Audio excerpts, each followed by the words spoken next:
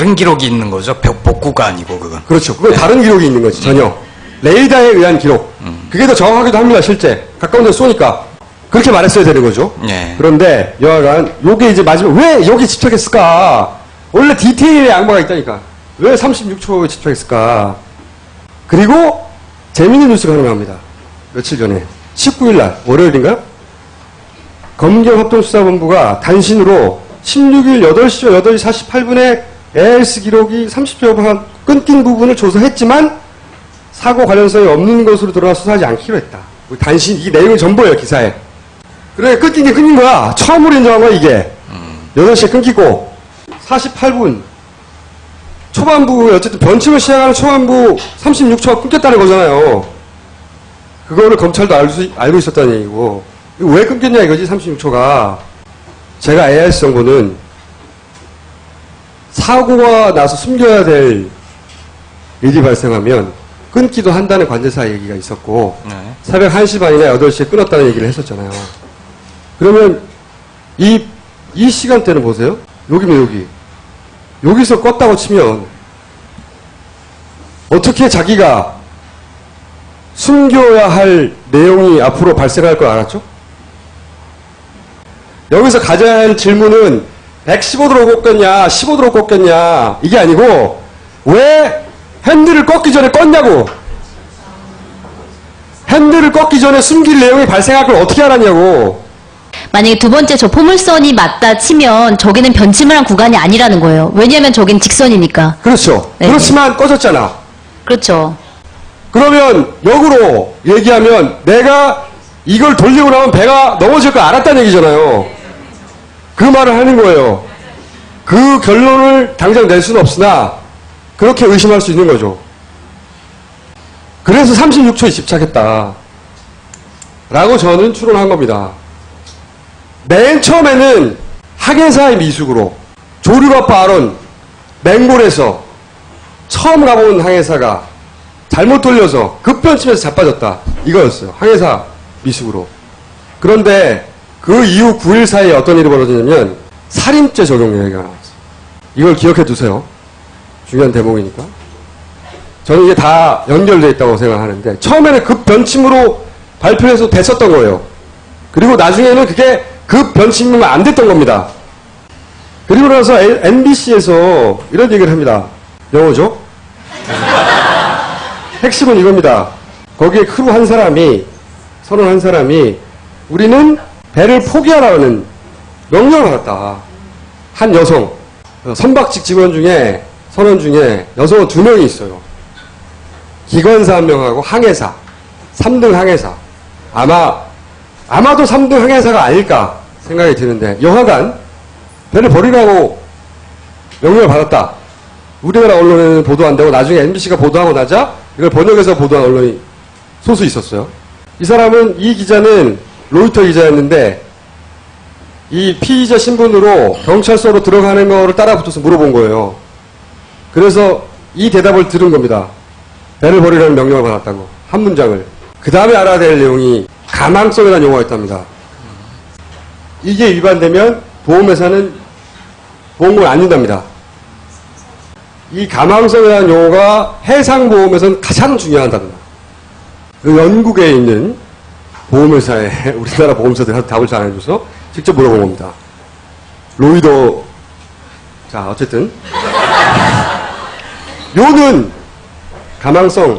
가망성이라는 게 우리나라로 번역해서 도대체 무슨 말인지 모르겠잖아요. 이게 무슨 말이야 했더니 항해를 감행할 수 있는가? 이 배가 운항할 수 있는지 없는지 미리 따져서 문제가 없다는 걸 확인하고 가야 그 다음에 보험을 준다는 거예요. 만약에 배가 가라앉았는데 이 배가 운항할 수 없는 상태라는 걸 미리 알았음에도 배를 운항해서 가라앉았으면 보험이 안 준다는 거예요. 이게 가장 중요하다. 보험에서는. 이걸 정한 것은 로이드입니다. 예를 들면 과적 이런 거. 배가 정상적인 운행을 할 수 없을 정도 짐을 너무 많이 실었어. 이런 게 나중에 들어가면 보험 안 준다는 거예요. 그래서 침몰 중에 화물량을 조작했다고 그러잖아요. 이게 잡혔잖아. 9시 반에 이미 화물량을 그 조작을 하다가 잡혔다고. 9시 반에 배가 가라앉고 있는 와중이었고 해경이 막 도착한 시간이고 그렇다는 얘기는 이 화물량을 조작하던 이 직원은 훨씬 전에 전화를 받았다는 얘기지. 회사하고 계속 그런 통화를 먼저 하죠. 그런 추정을 할 수밖에 없는. 그때 당시 이제 선사가 배 회사가 주력했던 대목은 가망성 조항. 이 조항에 걸릴 내용들을 없애버리려고 했던 거예요. 라고 추정할 수 있는 거죠. 그리고 두 번째 알아야 될 게 항해 과실이 있답니다. 저는 처음에 3등 항해사 계속 하길래 그러면서 아니 그렇게 위험한 데서 왜 3등 항해사한테 맡겼어. 저는 처음에 3등 항해사 큰일 났다 이렇게 생각했어요. 정말 25살밖에 안 됐습니다. 이렇게 젊은데 큰일 났다 인생. 그렇게 생각했는데 보험을 따질 때 아까 그건 가망성 조항이 가장 중요하다고 그랬는데 선장이나 항해사나 조타수 등의 선원이 의도적으로 침몰을 시키거나 아니면 예를 들어서 아예 무면허 항해 같은 그런 극단적인 경우가 아닌 한 대부분 보험이 나온대요. 항해사가 경험이 부족해가지고 조타를 하다가 확 넘어가 버렸다. 혹은 조타실에서 조타실 얘기도 나와요? 자, 삼성에서 맨 처음 나왔던 이유는 이거예요. 사고 나자마자. 그리고 조타수도 이렇게 얘기합니다. 5도만 돌리려고 했는데 100도로 들어갔다. 배는 100도가 안 들어갑니다. 배는 알아보니까 이 조타가 최대 35도 정도래요. 전 세계 공통으로. 그런데 배는 또 급표침했단 말이죠. 분명히. 그러니까 이제 조합을 해보자고요. 배가 가라앉은 원인으로 조타수가 배 조금만 돌리려고 했는데 확 돌아갔다. 그러면서 이제 기계적 결함이 아닌가 이런 얘기도 좀 나왔고 초반에 항해 미수가 아닌가 이런 얘기 나왔고 정말 이 사람들 큰일 나겠구나 이제 재판을 막 큰 벌을 받겠구나 생각했으나 최소한 보험의 관점에서는 그게 보험을 주지 않을 사안이 아니라는 거예요. 고의만 아니라면. 그런데 그 일을 정말 성공시키려면 도움이 필요하다는 거야. 외부에. 당연하죠. AS 기록 어떻게? 교신 기록은 어떻게 하고? 그리고 선원들은 빨리 달려가야 되는데 어떻게? 빨리 가가지고 교신 기록이 어떻게 되는지도 알아야 되고. 그쵸? 도움이 필요해요. 선원들만으로 해결될 수 있는 일이 아니라는 거예요. 도움이 필요하다. 그래서 계속 지속적으로 제가 그런 말을 했었죠.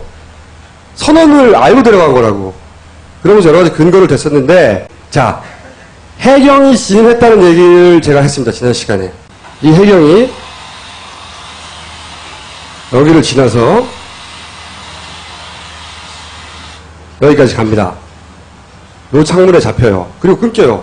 그 다음에 어떻게 했는지 아무도 모르지.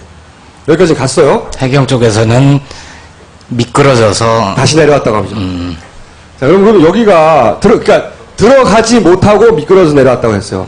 아니 들어갔다가 더 적극적인 뭐 방송을 하거나 왜 못 그랬냐 하니까 미끄러져서 내려왔다. 다른 각도에서 보면 이게 통제구역, 조타실이니까 통제구역이라고 써 있는데 이 첫 번째 창문이 여기 있죠. 이 첫 번째 창문을 지나면 그 다음부터 실내입니다. 오케이? 여기서 여기까지 들어갔어요. 분명히 이 안에 여기를 들어가면 그럼 어디냐? 여기 분명히 들어갔단 말이죠. 이 안에 자세히 확대해 보면 들어가게 보여요.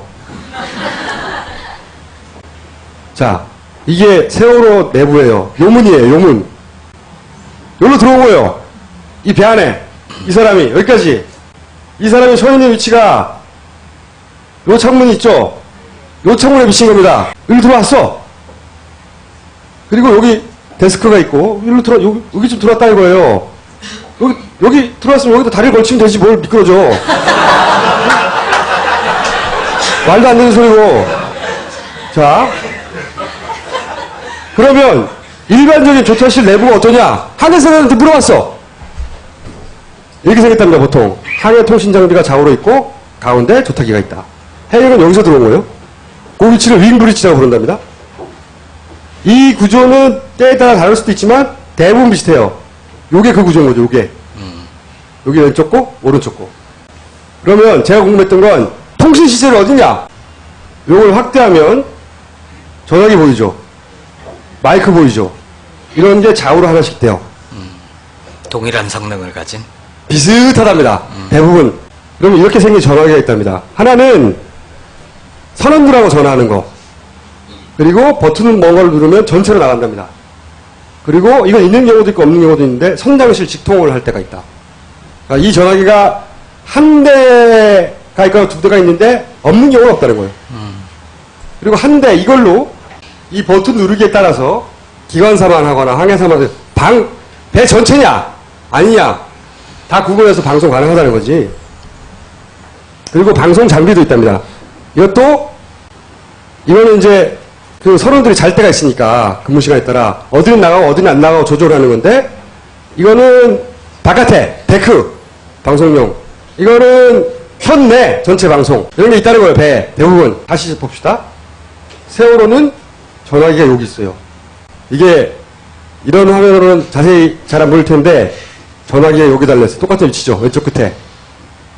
다시 요 끝에 있다고. 들어가자마자 통신 장비가 있다고 여기가. 들어와서 다리 걸치고 들면 돼. 그리고 놀라운 사실 하나 알았어요. 저는 들어가서 방송을 해야 되는 줄 알았어. 하려면. 그게 아니라 윙브리지 여기도 방송 장비가 있답니다. 왜? 선장이 밖에 나와가지고 다른 배하고의 거리나 항만하고의 거리를 보면서 얘기를 할 필요가 있을 때가 있다. 그래서 바깥에도 플러그가 존재한대요. 그리고 이 마이크와 플러그를 모든 데가 동일하므로 해경 고속종에 마이크 가져서 꽂아도 된다는 거야. 방송을 할 수 있는 방법 너무 많았다는 거예요. 선원들만 안 한 게 아니고 고속정도 할 수 있고 고속정도 자기들 마이크가 데시벨이 약해서 어쩌고저쩌고 KBS 통해 보도했거든요. KBS에다가 해경을 욕하지 말라고 그랬다며. 예. 근데 그 배도 자기들 쓰던 마이크 뽑아가지고 여기 꽂아가지고 정말 급하면 방송을 배 전체에 할 수 있었다는 겁니다. 밖에서도. 나중에 공개된 교신 기록을 보면 목포 해양서장인가요? 계속 그 얘기를 하잖아요. 방송하라고. 방송하라. 방송해서 아니다. 예. 진입하라. 방송하라. 한 사람만 나오면 다 따라 나온다. 이 얘기를 그러니까요. 계속하죠. 지난번에도 말씀드렸지만 다시 한번 이걸 근거로 해서 말씀드리는데 첫 번째 도착한 해경의 최우선 임무는 승객 구조가 아니었다는 거야. 자, 그리고 진도 BTS. 진도 BTS는 제가 계속 사기라고 그랬죠. 녹취록. 그 잡음이 있는 거. 그런데 이 진도 BTS에 있는 장비를 공급하는 업체가 여기입니다. 여기가 전 세계 2위 업체예요. 전 세계 시장에 알아보니까 한 30% 정도 먹는데요. 2위의 노르웨이 업체인데 제가 지금 쭉 하는 얘기, 지금부터 할 얘기는 자 그러면은 누군가의 도움이 필요했다. 첫 번째 해경 선원들을 빨리 빼와. 그렇죠? 말 맞추게.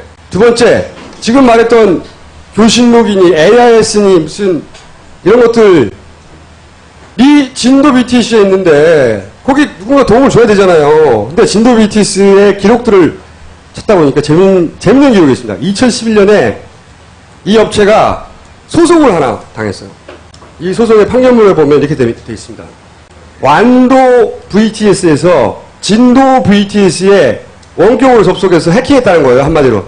그래서 벌금 때리는 판결 내용입니다. 그 진도 BTS 설비를 설치한 업체가 있습니다. 전국에 지금까지 17개인가 BTS가 있는데 그 중에 15개를 한 업체가 다 설치했어요. 그게 다 노루 컨트롤입니다. 그 설비가 두 군데만 아틀라스 이름 바뀌었어요. 최근에. 별걸 다 알아. 근데 노루 컨트롤이라는 업체에 설비한 그 업체 A가 있는데 이 A가 유지보수 계약을 B라는 업체에 뺏겨요. 잠시. 그래서 이 소송이 있던 시점에는 B라는 업체가 진도를 유지보수하고 있었어요. A라는 업체는 그 옆에 있는 완도를 유지보수하고 있었고. 그런데 무슨 일이 발생했냐면 이 B라는 업체가 유지보수를 시작하는 첫날부터 레이더하고 AIS하고 막 안 맞는 거야. 배는 여기 있는데 이 데이터가 막 딴 데 뜨고 그러는 거예요. 이 일이 계속되니까 B라는 업체가 그걸 고치질 못했어요. 그래서 결국 원래 설치한 업체인 A한테 물어봤어. 이거 좀 고쳐달라고. 와서 고쳤어. 그리고 4천 몇백만 원 받아가요. 근데 B라는 업체가 너무 이상한 거야. 왜 자기가 이걸 시장을 쳤나부터 이렇게 발생하고 이상한 일이 막 추적을 했어. 알고 봤더니 A라는 업체가 자기가 설치한 거 아닙니까, 여기가. 애초에. 여기를 해킹한 거예요. 이건 나의 주장이 아니라 법원의 판결이에요. 해킹을 해서 아마도 이 B라는 업체가 유지보수 관련 능력이 없다는 걸 보여주고 싶었겠지. 그런 의도겠죠. 그래서 이게 국감에도 나옵니다. 국감에 등장해가지고 2011년 국감에 모강이 얘기를 해요. 14번 유지보수업체가 파일을 삭제하는 침입이 있었고 그래서 두 사람 입건해 수사 중이고 대표까지 입건했습니다. 그거에 판결이 난 거예요. 아까 그게. 재미있는 사실은 자 봅시다. 진도 BTS를 해킹한 업체가 A로 밝혀졌잖아요. 벌금도 먹었어. 그러면 해경에서는 아니 니네가 설치한 건 니네가 해킹했어? 나쁜 놈들 거래하지 말아야 되잖아요. 그 다음 업체 다시 A가 결정됐어요. 현재 업체와 해경이 밀접하다고. 그래서 이 업체가 지금 이 사건의 자료들을 어떻게 했다고 말하려고 하는 게 아닙니다. 제가 말하는 것은 과거의 이 업체의 기록이에요. 그런 불법적인 전례가 있고 그리고 현재도 그런 불법을 저질렀음에도 불구하고 진도를 유지보수하고 있다. 여기까지 팩트야. 도움이 필요할 때 누군가한테 달려가야 한다면 달려갈 수도 있는 대상이 되는 거죠. 그래서 제가 이 업체가 문제가 있다고 말하려 할 수는 없어요. 난 아무 기록도 없기 때문에. 그냥 전례가 있어요. 자, 그리고 이제 또 쳐다보면 선사. 이 배 회사의 과거를 뒤져봐야 돼, 또 이럴 때는. 전부 다. 딱 한 번 YTN에서 이런 보도를 한 적이 있습니다. 여객선 침몰, 여기서 빠졌네요. 고의 침몰 의혹제기. 고의 침몰 의혹제기라는 걸 합니다. 그러면서 무슨 내용을 보도하냐면, 제가 말한 거 아니에요. YTN이 지난 4월 31일 날인가요? 보도한 겁니다. 2000년 초반에, 2001년인가요? 이거는 김보일 기자도 조사하지 않았습니까? 제가 편집을 하면서 이 기사를 읽고 제목을 뽑은 적이 있죠. 데모크라시 2호가 아마 당시에 운항 중에 사고가 났을 겁니다. 운항 중에 사고가 났는데 다행히 그 배에는 경찰관이 탑승하고 있었고요. 일찍 조치를 취한 덕에 인명사고는 없었습니다. 근데 배는 화재로 전소가 되고 가라앉았고, 데모크라시 3호, 이 두 개 중에 어떤 건지는 모르겠는데 나중에 또 희한한 일이 발생하는 거는 항구에 있던 배에 불이 납니다. 서 있던 배가. 예, 서 있던 배. 그 당시에는 이제 탑승객은 아무도 없었죠. 자연 발생적인 불인지 어떤지는 모르겠으나 아무튼 두 건이 있었고, 그 이전에는 한강에서 인명사고가 났던 게 있었죠. 그리고 이제 저렇게 보험금이 수령이 됐던 거죠.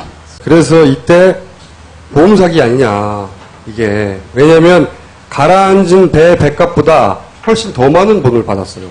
그런데 보험회사가 주지 않으려면 아까 얘기했던 가망성, 무리한 운항을 했다는 걸 입증해야 보험금을 안 주는데 이걸 입증할 수가 없었다는 거지. 그래서 제가 해상보험 사기의 사례를 모아보려고 또 알아보기 시작했어요. 근데 그 중에 굉장히 재밌는 제보가 하나 옵니다. 뭐냐면 80년대 어떤 알바를 했는데 어떤 내용이 알바냐면 무슨 내용인지 모르고 서류를 갖다 버리는 일을 했으나 알고 봤더니 나중에 자기가 한 일이 해운회사 배를 침몰시키기 전에 그 배와 관련된 서류들을 다 버리는 거였대요. 그런 제보를 받았어요. 왜 그러면 모르는 사람을 쓰느냐? 이 배와 전혀 관련 없는 사람을 쓰는 거래요. 그리고 그걸 버리는 사람도 자기가 뭘 버리는지 모르고. 그래서 제가 이제 해외 사례를 뒤져보기 시작했습니다. 또. 네. 영국에 전화를 해서, 야, 해상보험 사기, 이거 역사가 어떻게 되는 거야? 재밌는 얘기를 들었어요. 해상보험 사기의 원리는 오나시스지. 선박왕 오나시스. 네. 이제 이 해상보험업계는 유명한 얘기라고 하던데, 영국에서도. 네. 당시 오나시스가 돈을 많이 벌었던 것은 아예 처음부터 폐 선박을 산대요. 그런 다음에 그거를 대상 항공대에 빠뜨린대. 그리고 나서 그 선박보험을 보통 선업에 들어서 그 돈을 받았다. 이걸로 초반에 엄청난 가포가 된 거다. 그래서 내가 그럼 왜 못 잡냐? 아니 대상 한가운데 배 안에서 무슨 일이 일어나 누가 하냐고. 그런 식으로 요즘은 그나마 AIS도 있고 뭐 다 있잖아요. 과거에는 이런 게 없었어요. 선원들만 입맞추면 끝나는 겁니다. 그냥.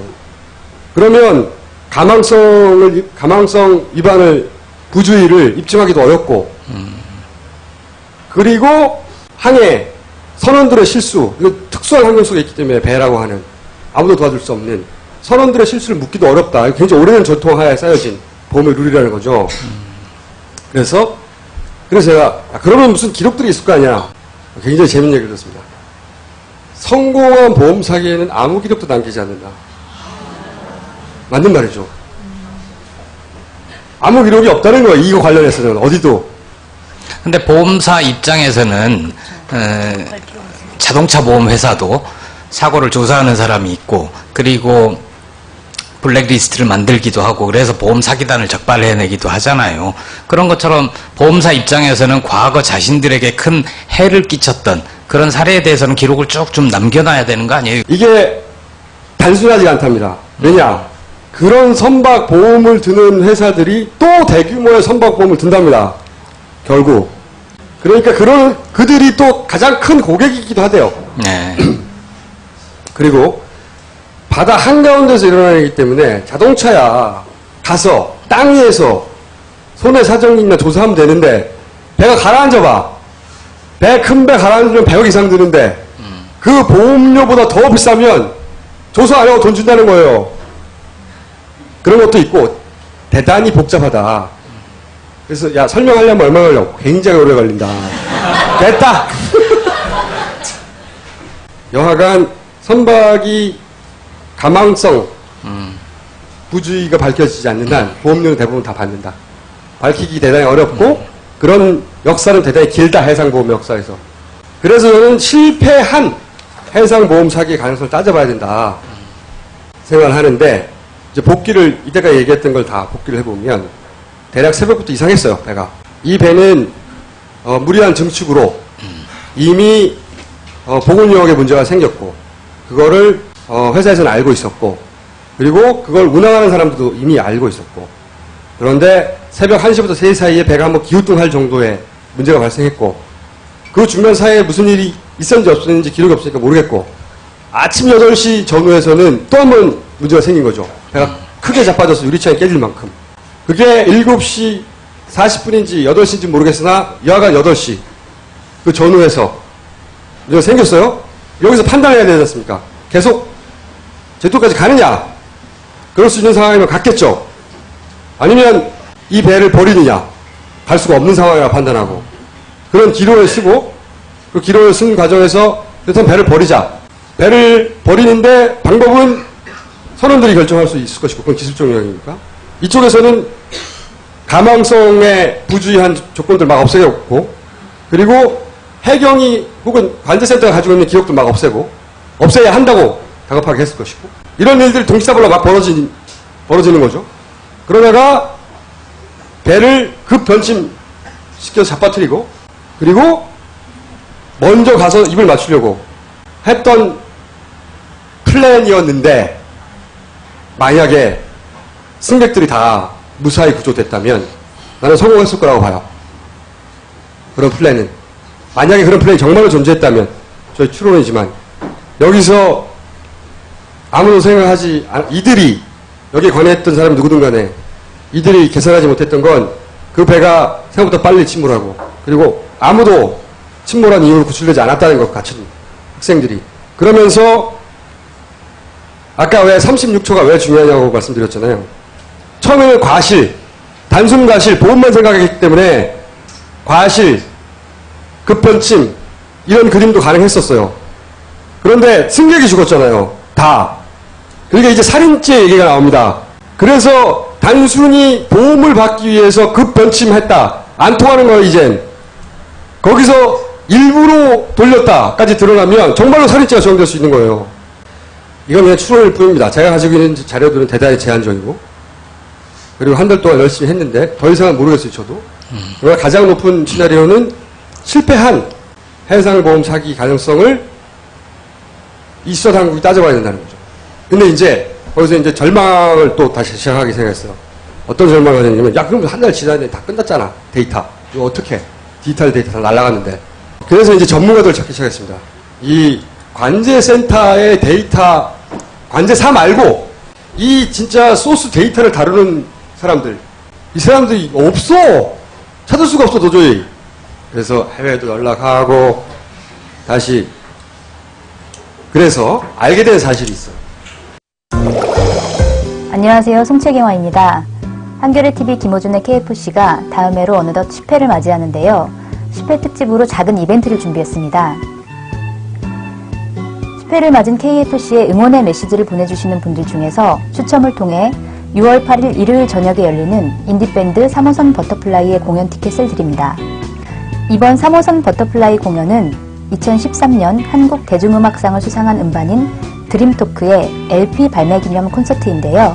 많은 참여 부탁드립니다. 응원 메시지는 이번에 새롭게 만든 KFC 메일 시사KFC@gmail.com으로 보내주시면 되고요. 성함과 전화번호를 꼭 적어주시기 바랍니다. 티켓은 공연 현장에서 제가 직접 나눠드립니다. 이번 이벤트에 협조해주신 3호선 버터플라이의 공연에 많은 관람 부탁드립니다. 또 하나는 저널리스트를 꿈꾸는 청년들을 위한 한겨레 교육문화센터 특강 소식인데요. 5월 31일 토요일 오전 10시에 백범 기념관에서 저널리스트를 꿈꾼다 라는 제목으로 특강이 진행된다고 합니다. 이번 특강의 1부에서는 서시민 PD, 정환봉 기자가 각각 PD와 기자의 길에 대해서 강연을 하고요. 2부에서는 한터 출신 선배 언론인과의 점심 식사 자리가 준비되어 있고 3부에서는 한터에서 강사로 활동하고 있는 안수찬 기자, 김태경 PD, 김창석 기자의 특강이 준비되어 있다고 합니다. 여러분의 많은 참석 부탁드립니다. 한겨레TV 김호준의 KFC는 항상 여러분과 함께 만들어갑니다. 고맙습니다. 입증이 가능하다. 지금부터 그 얘기를. 이게 입증 가능하다는 겁니다, 여전히. 이거 할 텐데, 짧게 얘기할게요. 이게 최근에 화제가 다시 되는 이탈리아의 꽁코르디아 배, 그 배예요. 자빠졌는데 선장이 도망가다가 그 이탈리아 해양경비대가 다시 들어가. 그래서 그랬다는 그 사건이 있잖아요. 그리고 뭐 9천억을 들여서 인양을 하는데 어쩌냐 하는 그 배입니다.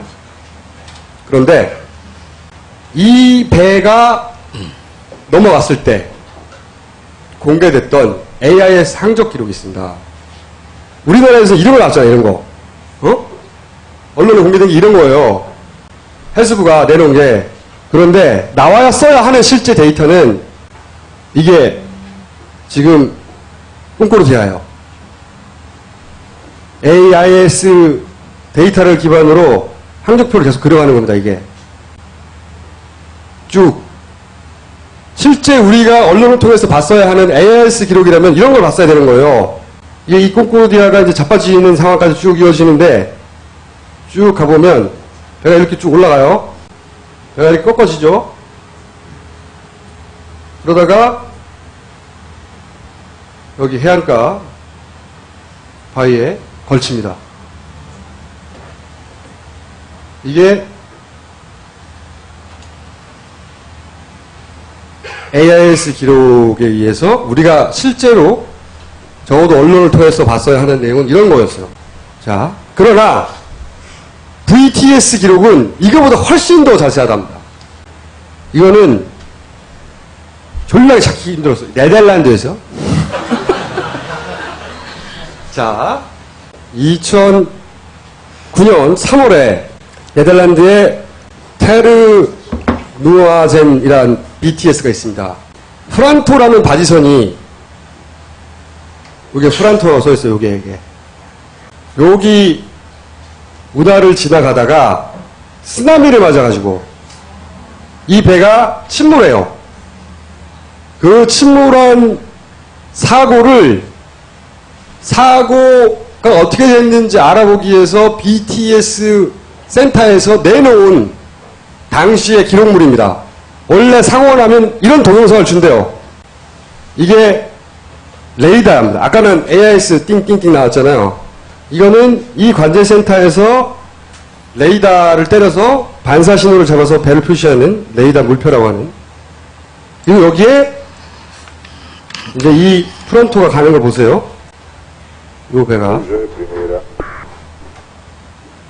조금씩 갑니다. 가다가 Primeira da coisa.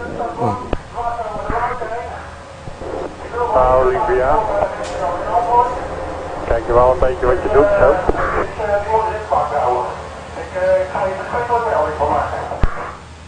이 내용은 뭐냐면 우리가 계속 얘기했던 VHF 교신 있잖아요. 관제센터 선장하고 지금 관제센터가 매우 깨끗한 남질로 서로 교신을 하는 내용이 이 시간대에 딱딱딱 맞게 다 기록되어 있는 거예요. 뭐라고 그런지 모르겠어요, 저도. 그런데 이제 어쨌든 관제센터와 선장, 벨기에 선장이었다고 하는데 열심히 얘기합니다, 서로. 뭐라고. 교신. 이게 VHF 교신이에요. 이렇게 깨끗해야 되는 거예요. 그리고 그 VH 교신이 이 배가 움직이는 실시간 위치나 속도나 항적에 따라 언제 이루어지는지 동시에 기록되는 겁니다. 따로따로 있는 게 아니고. 자, 이 배를 중심으로 보세요. 프란토. 여러 사람을 교신합니다. 그러다가 제가 꺾죠. 여기서 꺾습니다.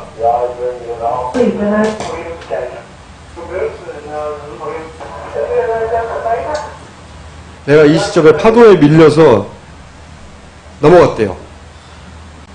대화 내용을 우리가 이해할 수는 없으나 실제 관제가 어떻게 이루어지는지 그리고 사고가 나면 뭘 공개하냐면 이걸 공개한다는 거예요. 이걸.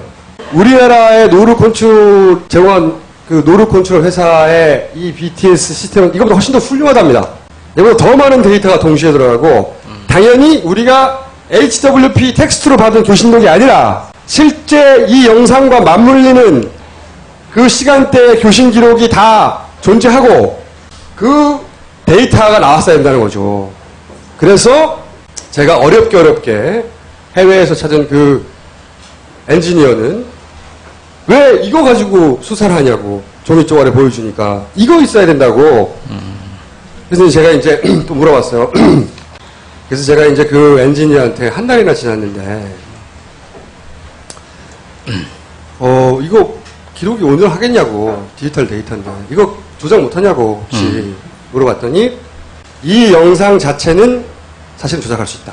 영상은? 동영상이니까 동영상 편집기 쓰면 된다. 네. 그러면 이미 이 수사기관에 편집한 동영상을 줘버렸으면 그러면 수사기관에서도 이 기록 위에는 없으니까 이거 묻히는 거 아니냐고 영원히. 네. 물어봤어요. 그 해외에 네덜란드인지 벨기에인지 노르웨이인지는 밝힐 수가 없어요. 영국인지. 넷 중에 한 군데입니다. 엔지니어가 얘기하기로는 그렇지 않다. 왜 그렇지 않냐. 모든 이 VTS 시스템 제작 업체는 자신들의 정보 포맷을 공개하지 않는다. 어떤 회사도 그 포맷을 공개하지 않기 때문에 다른 나라의 교통 사고 기록을 보려면 어렵다는 거예요. 네. 교류도 어렵고. 그래서 국제 표준을 만들려고 하고 그 이야기는 이때까지는 포맷을 공개하지 않았다는 얘기고 굉장히 중요한 기업 비밀이고 한국에도 공개했을 리가 없다. 한국이 뭐 큰 회사라 큰 시장이라고 전 세계 30% 먹는 데인데 그러면 소스 데이터를 진도 BTS를 설치한 업체든 어떤 전문가가 한국에서 갔어도 소스 데이터를 수정을 못했을 거다. 그 소스 데이터는 어디에 있는 거예요? 그거는 진도 BTS 서버에 저장되어 있다는 거죠. 삭제하지 않는 한 통째로 2달치를 그날만 삭제할 수 없냐? 포맷을 알아야 그날만 삭제하지. 엔지니어의 이야기로는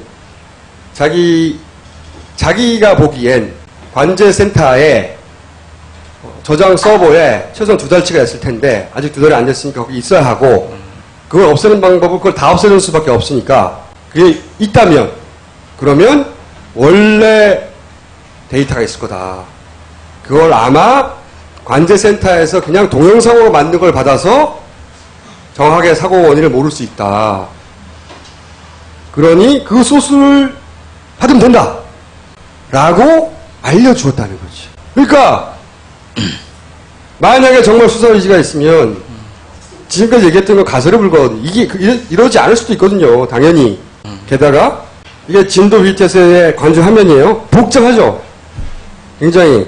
일반인들은 모르지만 전문가들은 실제로 무슨 일이 있든 정확히 분석할 수 있다는 거죠. 동영상으로 제공된 걸 받지 말고 소스를 받으라는 거예요. 그 엔지니어의 이야기는. 그리고 진도 센터의 관제구역을 레이더 5개 했어요. 진도에는. 레이더 망의 그 관제 범위를 제가 따져봤어요. 적어도 이 레이더에는 오전 7시 이전부터 한 새벽 6시 정도부터 다 있다는 거죠. 그 기록이. 레이더에 잡힌 기록은. 그러니까 그 이전부터 다 알 수 있다는 거예요. 사고 날 때까지. 진짜 기록이 있다, 여기에. 그 진짜 기록을 읽을 수 있는 사람이 없거나, 현재. 수사본부 내에. 혹은 그게 있다는 걸 모르거나, 아니면 알고도 냅두거나. 제 결론은, 그래서, 원본 로긴 데이터를 확보해야 된다. 그리고 두 번째, AIS 얘기했는데, 이거는 지콤스와 대전정보센터가 있는 게 아니에요. 이거는 경찰청 선사에도 다 공고했습니다. 그때 해수부가 우리가 좋은 시스템 마련했다고 신청하는 선사들이나 경찰청이나 이런 데도 막 뿌려줬어요. 그리고 42국 기지국 서버들이 다 있다는 거죠. 이거를 정말 AIS 데이터를 찾기 원하면은 대전 센터 아니어도 딴 데가 찾을 수 있다는 거예요. 그리고 두 번째로는 저는 해경 커넥션을 그럼 찾아야 된다. 분명히 말단의 관제센터 직원들이 할 수 있는 일이 아니잖아요. 구조종에 그렇게 명령할 수 있는. 그리고 선박 계약에 뭔가 밝은, 금방 이해하고. 선장을 또 따로 불렀잖아요. 최근에 나온 보도에 의하면 선장을 한국에 도착한 이후 4시간 동안 찾지 않았답니다.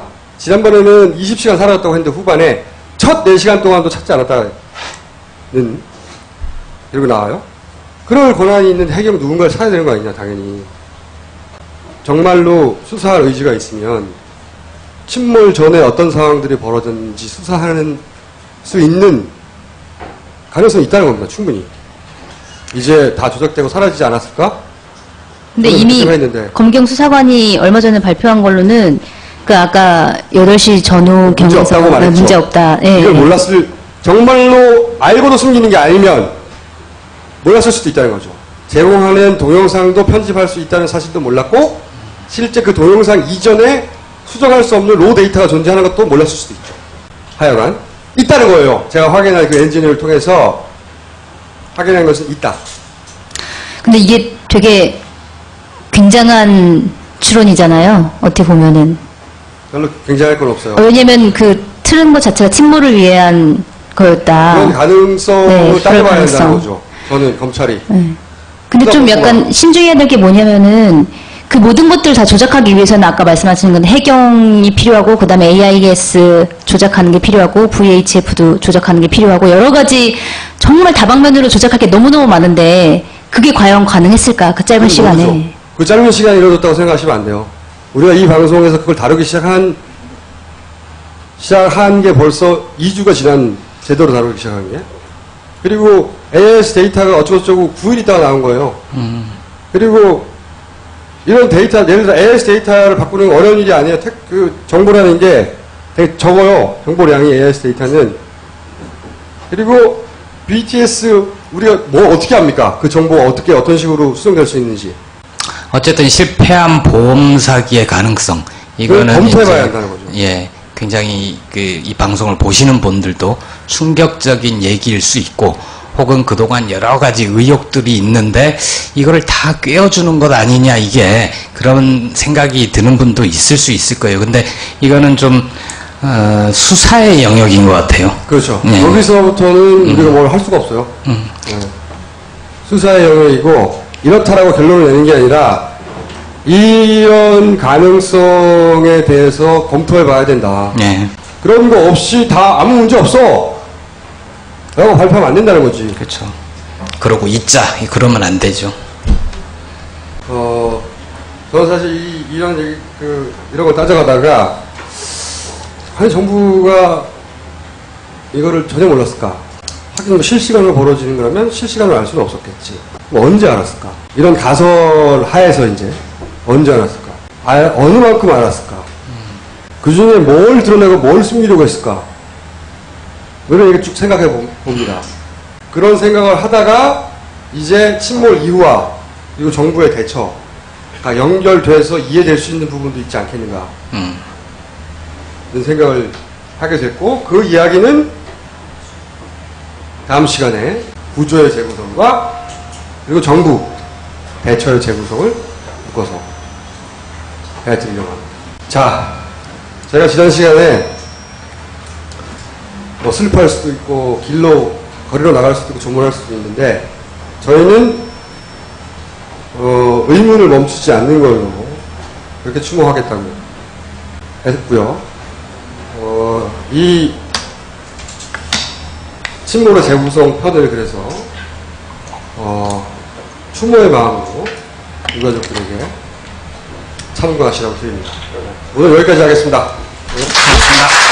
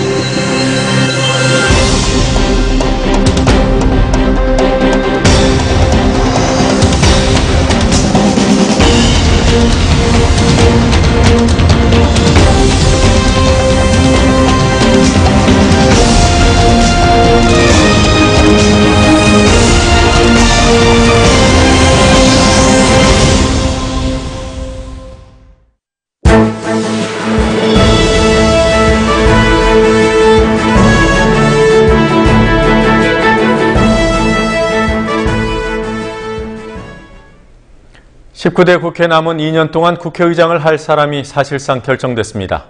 새누리당의 5선 의원인 부산 갑부 정의화 의원입니다. 정 의원은 오늘 새누리당 국회의장 후보 경선에서 황우여 전 대표를 큰 표 차로 이겼고, 여당만 후보를 내는 관행에 따라 하반기 국회의장을 맡게 될 것으로 보입니다. 기회 있을 때마다 포은 정몽주의 후손임을 자랑해온 정 의원은 오늘 경선에서도 자신의 핏줄을 강조했습니다. 정 의원은 또 최루탄을 맞아가며 자신의 결단으로 한미 FTA 법안을 처리했다고 강조했습니다. 야당에서 날치기라고 비판하는 이를 자랑으로 내세운 국회의장 후보답게 그는 국회 선진화법을 반드시 개정하겠다고 약속했습니다. 이 말은 국회의장의 직권 상정 권한, 다시 말해 날치기의 법적 근거를 복원하겠다는 뜻입니다. 선진화법 개정이 정치 소신인지 제1당의 독식 본능인지 확인할 길은 단 하나, 새누리당의 총선 참패 가능성을 높이는 데 있습니다. 뉴스K는 해경 영상들과 휴대전화 영상, 각종 교신 기록들을 시간 순으로 재조합해서 세월호 침몰 당시 94분 동안의 상황을 영상으로 복원했습니다. 기록과 분석의 왜곡을 막기 위한 조치입니다. 오늘 뉴스K에서는 94분의 영상 기록, 그 축약본을 방송합니다.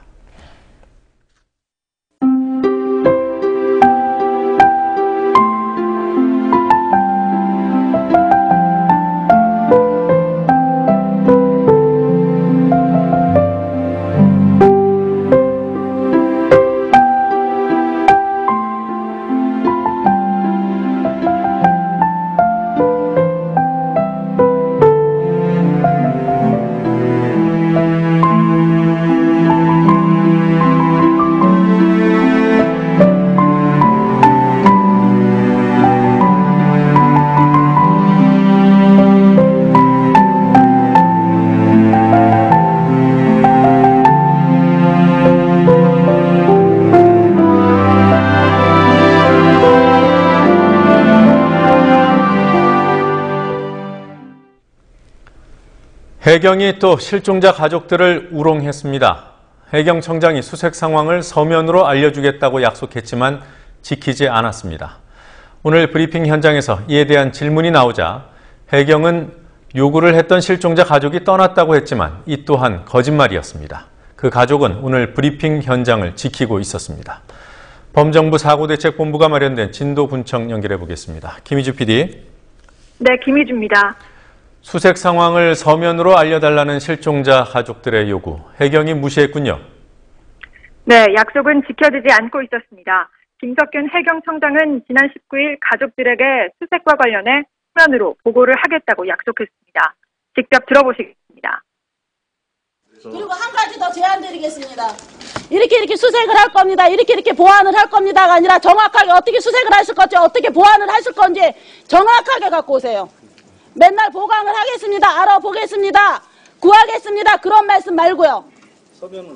서면으로다가 해주세요. 사인 받아. 벌써 한 달이 넘고 지금 애들이 어떻게 되는지도 모르는데 이거 아니지 않습니까? 저희 대한민국 국민입니다. 저희 애들 대한민국 국민입니다. 서면으로 요구합니다. 그런 거 어떻게 할 건지 서면으로 내가 없으면 갖다 다 주세요. 예, 충분히 저희가 지금까지 뭐 해왔던 대로 우리 가족분들한테 또 저희가 수색하는 방향에 대해서도 말씀을 드리고 또 방향에 대해서도 방향 마시고요. 정확하게 어떻게 수색을 할 건지 내부 붕괴되는 거 어떻게 할 건지 잠수사 그랬을 때 어떻게 대체인을 세울 건지 어떻게 조치할 건지 서면으로 다 해가 없으면 갖다 실종자 가족한테 주시라고요. 예, 잘 알겠습니다. 대답을 원합니다. 대답을 주실 겁니까? 안 주실 겁니까? 예, 그렇게 해서 설명을 드리도록 하겠습니다. 주세요. 예. 예, 알겠습니다. 오늘 오전 브리핑에서 고명석 범정부 사고대책본부 대변인에게 이와 관련해 물어봤습니다. 고 대변인은 서면으로 제공해달라고 요구하신 분이 떠났다는 동문서답을 하며 상황을 제대로 파악하지 못하고 있었습니다.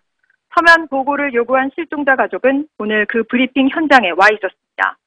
고 대변인은 이 자리에 그 실종자 가족이 와 있다는 기자들의 말을 듣고 나서야 지금도 가족들 앞에서 배 설계도를 놓고 수색을 어떻게 할지 설명을 드리는데 그걸 서면으로 달라고 하는 건데 라며 말끝을 흐렸습니다. 현장에 있는 기자들이 가족들의 요구사항을 들어줘야 하는 게 아니냐고 강조하자 고 대변인은 서면 보고를 통해 가족들한테 전달할 수 있도록 하겠다고 답변했습니다. 언론 보도에 대한 실종자 가족들의 불신이 깊습니다. 오늘 문제가 된 방송이 채널A였습니까? 네, 대책본부가 오늘 오전 질의응답 시간에서 수색 상황과 관련한 기자들의 질문에 제대로 답변을 하지 못한 일이 있었습니다. 이 자리에 참석했던 실종자 가족은 정확한 답변을 요구하며 대책본부를 질책했습니다. 그런데 이 가족분이 오후 브리핑에도 참석해서 오전에 대책본부를 질책했던 내용이 채널A에서 보도된 것을 봤다. 학부모 항의라고 표현을 하더라. 채널A가 그 내용을 수정하지 않으면 참지 않겠다고 말했습니다. 채널A는 실종자 가족이 왜 대책본부를 질타했는지에 대한 부분은 빼고 항의 방문이라고 보도한 것으로 알려졌습니다. 현재 기사는 홈페이지에서 찾아볼 수 없습니다. 국무총리를 본부장으로 하는 대책본부가 구성됐다고 정부가 사고 초기에 밝혔습니다만 이것도 거짓말이었나요? 네, 애초부터 정홍원 총리가 본부장인 범정부 사고대책본부는 구성된 적이 없는 것으로 드러났습니다. 지난달 17일 국무총리 비서실에서는 범정부적 차원의 세월호 사고대책본부를 구성했다며 정홍원 총리가 본부장을 맡고 진두 지휘한다는 보도자료를 낸 적이 있습니다. 해수부 장관은 부본부장이라고도 돼 있었는데 대책본부의 답변은 달랐습니다. 그 보도자료 내용은 제가 잘 모르겠습니다. 사고대책본부 본부장은 처음부터 우리 이규영 장관입니다. 성수영 국무총리 비서실 언론협력과장은 실무자가 잘못 작성했다며 처음에 그런 논의가 있던 중에 보도자료로 나가게 된 것이라고 말했습니다. 이어 출입 기자들을 상대로 유선으로 수정 요청을 했기 때문에 추가로 자료를 배포하지 않았다고 설명했습니다. 오늘도 실종자 아무도 찾지 못한 채 밤을 넘기는 게 아닌가 우려됩니다. 오늘 수색 상황은 어땠습니까? 3일째 실종자 발견 소식은 없습니다. 사고 발생 38일째인 오늘 실종자는 16명에 머물러 있고 사망자는 288명입니다. 오늘부터 물살이 흐름이 느려지고 수심이 낮아지는 소족입니다. 오늘 오전 8시 50분에는 2시간 정도 수색이 진행됐지만 오늘 오후 4시 정조 때는 유속이 빨라 수색이 이루어지지 않았습니다. 남아있는 정조 시간은 조금 뒤인 9시 34분입니다. 대책본부는 3층에 6명, 4층에 9명, 5층에 1명의 실종자가 남아있을 것으로 보고 있습니다. 수색팀은 이를 참고해서 3층 선미 격실, 4층 중앙 좌우현 격실과 선미 다인실을 집중 수색할 예정입니다. 지금까지 진도군청에서 국민TV 뉴스 김희주입니다. 단원고 학생들은 교육 목적이었지만 일반인 희생자는 생계와 여가 목적의 탑승이었다는 정부 관계자의 이른바 차별 발언이 정말 있었는지 여전히 논란입니다. 이 발언은 단원고 학생의 유가족이 해양수산부 관계자로부터 직접 듣고 일반 희생자 유가족 측에 전했다는 증언을 확보했습니다. 이 발언을 직접 들었다는 유가족은 발언 당사자의 소속까지 정확히 기억하고 있었습니다. 그러나 해양수산부는 자체 확인 결과 그런 발언을 한 적이 없었다는 입장을 밝혔습니다. 인천 합동분향소에 나가 있는 중계카메라 연결해 보겠습니다. 윤인아 PD. 자, 어제 일반인 희생자 유가족들의 기자회견이 있었습니다. 정부의 차별과 외면을 지적하는 회견이었는데요. 정부가 오늘 바로 반응을 보였더군요. 네, 오늘 2시 반경 안전행정부와 인천시 관계자가 인천 합동분향소에 방문했습니다. 일반 희생자 유가족들이 제기했던 추모 공원과 생계비 등의 문제들에 대해 유가족들의 요구대로 협조할 것을 약속한다고 말했습니다. 안전행정부 정구창 부이사관과 인천시 관계자들은 일반인 희생자들을 위한 추모 공원을 인천에 마련하겠다고 말했습니다. 또한 생계비 지원과 관련해 지원 대상이 주민등록번상 거주자로 돼 있어서 일반인 희생자들의 경우 지원에서 배제되는 경우가 많은 점도 시정하겠다고 말했습니다. 부모를 잃은 유족의 경우 출가에 따로 살고 있더라도 생계비 지원을 받을 수 있도록 지원 대상을 확대하겠다고 약속했습니다. 일반인 희생자 대책위 장종렬 대표는 정부와 연락 통로가 생겼다는 것이 가장 기쁘다고 말하며 이제라도 와줘서 다행이라고 생각한다고 말했습니다. 한 유가족은 이제 산 하나 넘은 기분이고 정부의 약속을 믿지만 앞으로 지켜보겠다고 말했습니다. 희생자들을 차별했다는 이른바 차별 발언, 누가 한 발언인지 확인을 했습니까? 취재한 결과 안산 유가족이 직접 해양수산부 관계자에게 그 얘기를 들었다고 말했습니다. 학생은 교육의 연장선에서 참사를 당했지만 일반인들은 생계와 여가 목적의 탑승이었다라는 이야기를 전해 들었다고 말했습니다. 직접 이야기를 들었다는 유가족은 발언을 한 사람이 안산합동분향소에 파견된 해양수산부 장례지원단 소속이라고 말했습니다.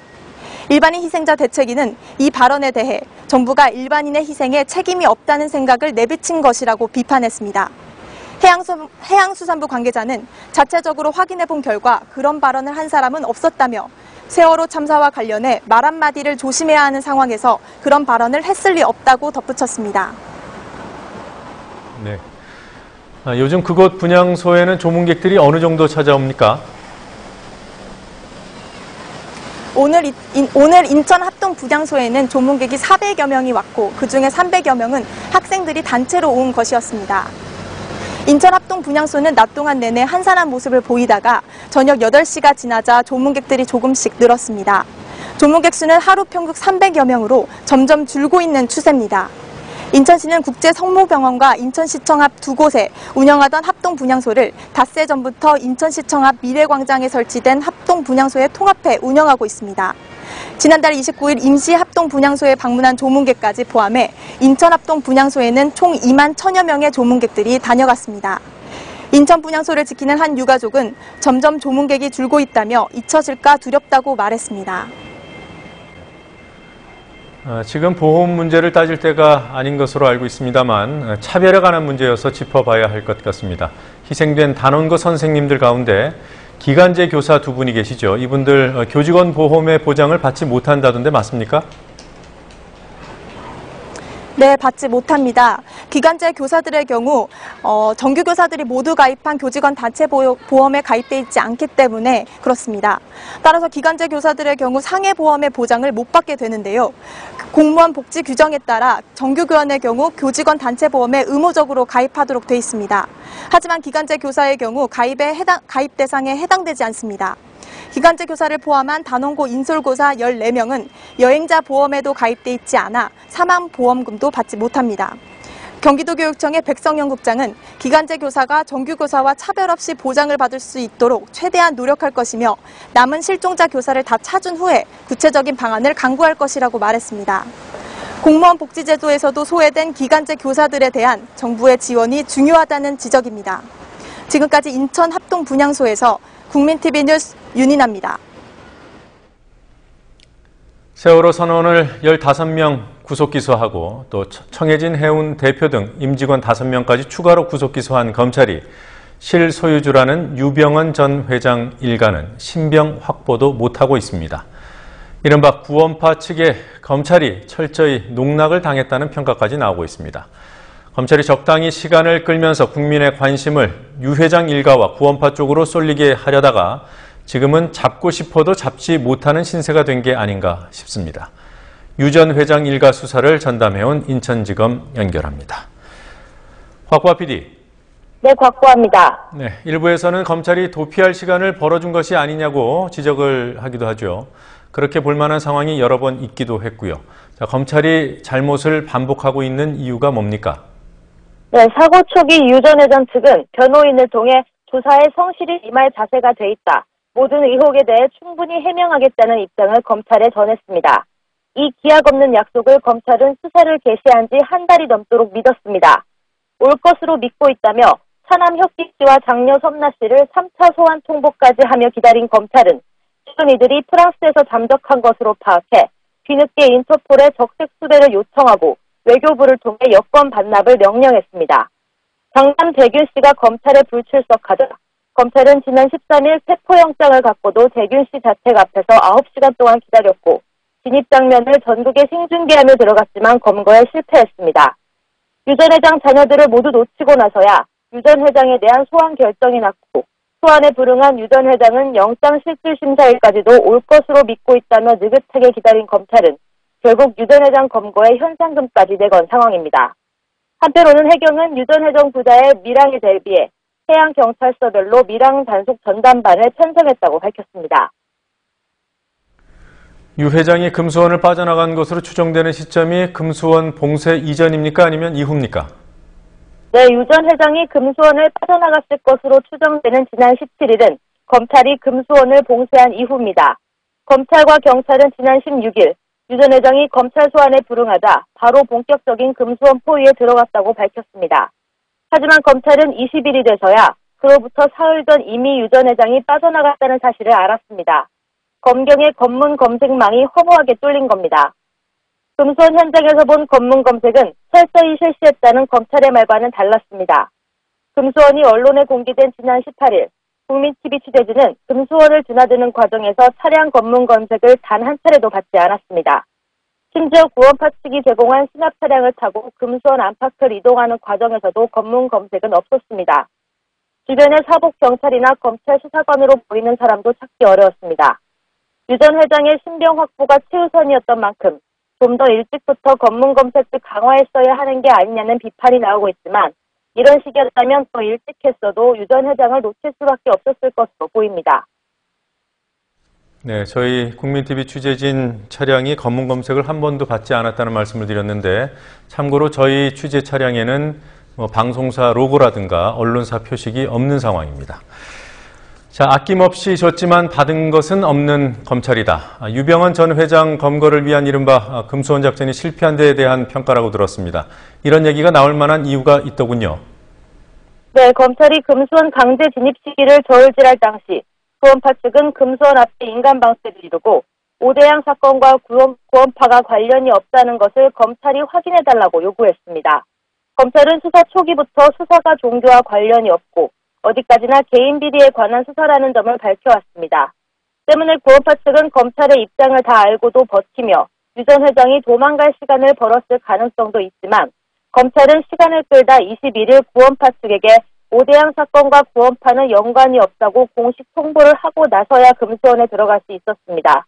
하지만 유 전 회장은 금수원을 이미 떠난 후였고 검찰은 CCTV 등 압수물 8박스를 가져온 게 전부입니다. 그나마도 이미 지난달 23일 금수원에 대해 1차 압수수색을 마친 후라 얼마나 의미 있는 증거가 발견될지 미지수입니다. 늑장 진입 논란의 검찰 관계자는 강제 진입 시의 불상사를 고려했다며 해명했지만 사실상 구원파 측의 요구만 들어주다 얻은 것 하나 없이 금수원 작전을 끝냈다는 평가입니다. 검찰이 유독 해경에 대해서만 수사를 안 하고 있다는 보도 지속적으로 저희가 해오고 있습니다. 아직도 수사 의지가 없던가요?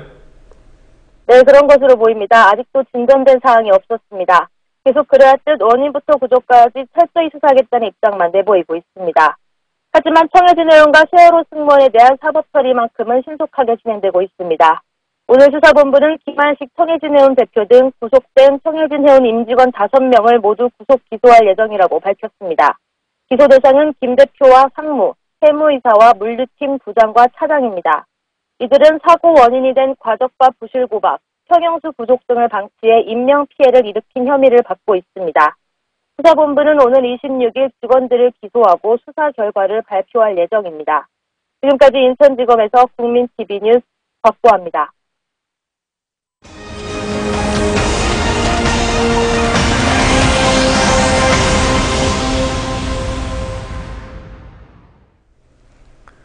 북한이 NLL 너머로 포격을 가하고 우리가 대응 포격을 했다는 군 당국의 발표가 나온 뒤 일각에서는 정부가 국면 전환을 위해 긴장을 조성한다는 의심까지 나오고 있습니다.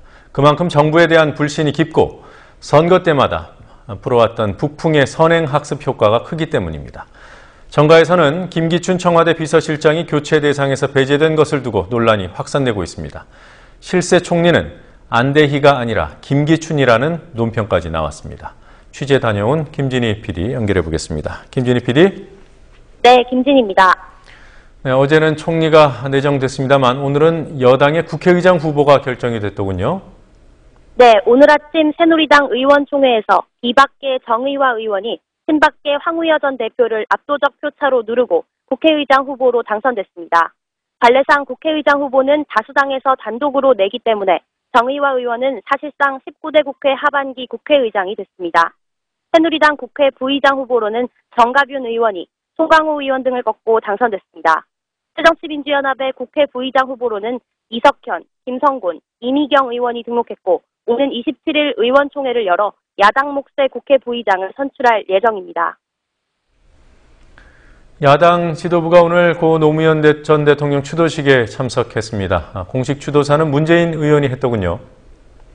오늘 경남 봉하마을에서 열린 고 노무현 대통령 5주기 추도식 공식 추도사에서 새정치민주연합 문재인 의원이 세월호 참사에 대한 정부 대응에는 사람이라는 개념이 없었다면서 세월호 참사의 엄청난 희생은 명백히 이 정부의 책임이라고 질타했습니다. 앞서 오늘 아침 국회에서 민주연합 김한길 공동대표는 노 대통령 5주기에 사람 사는 세상, 사람이 먼저인 사회를 위한 각오를 다시 다진다고 말했습니다.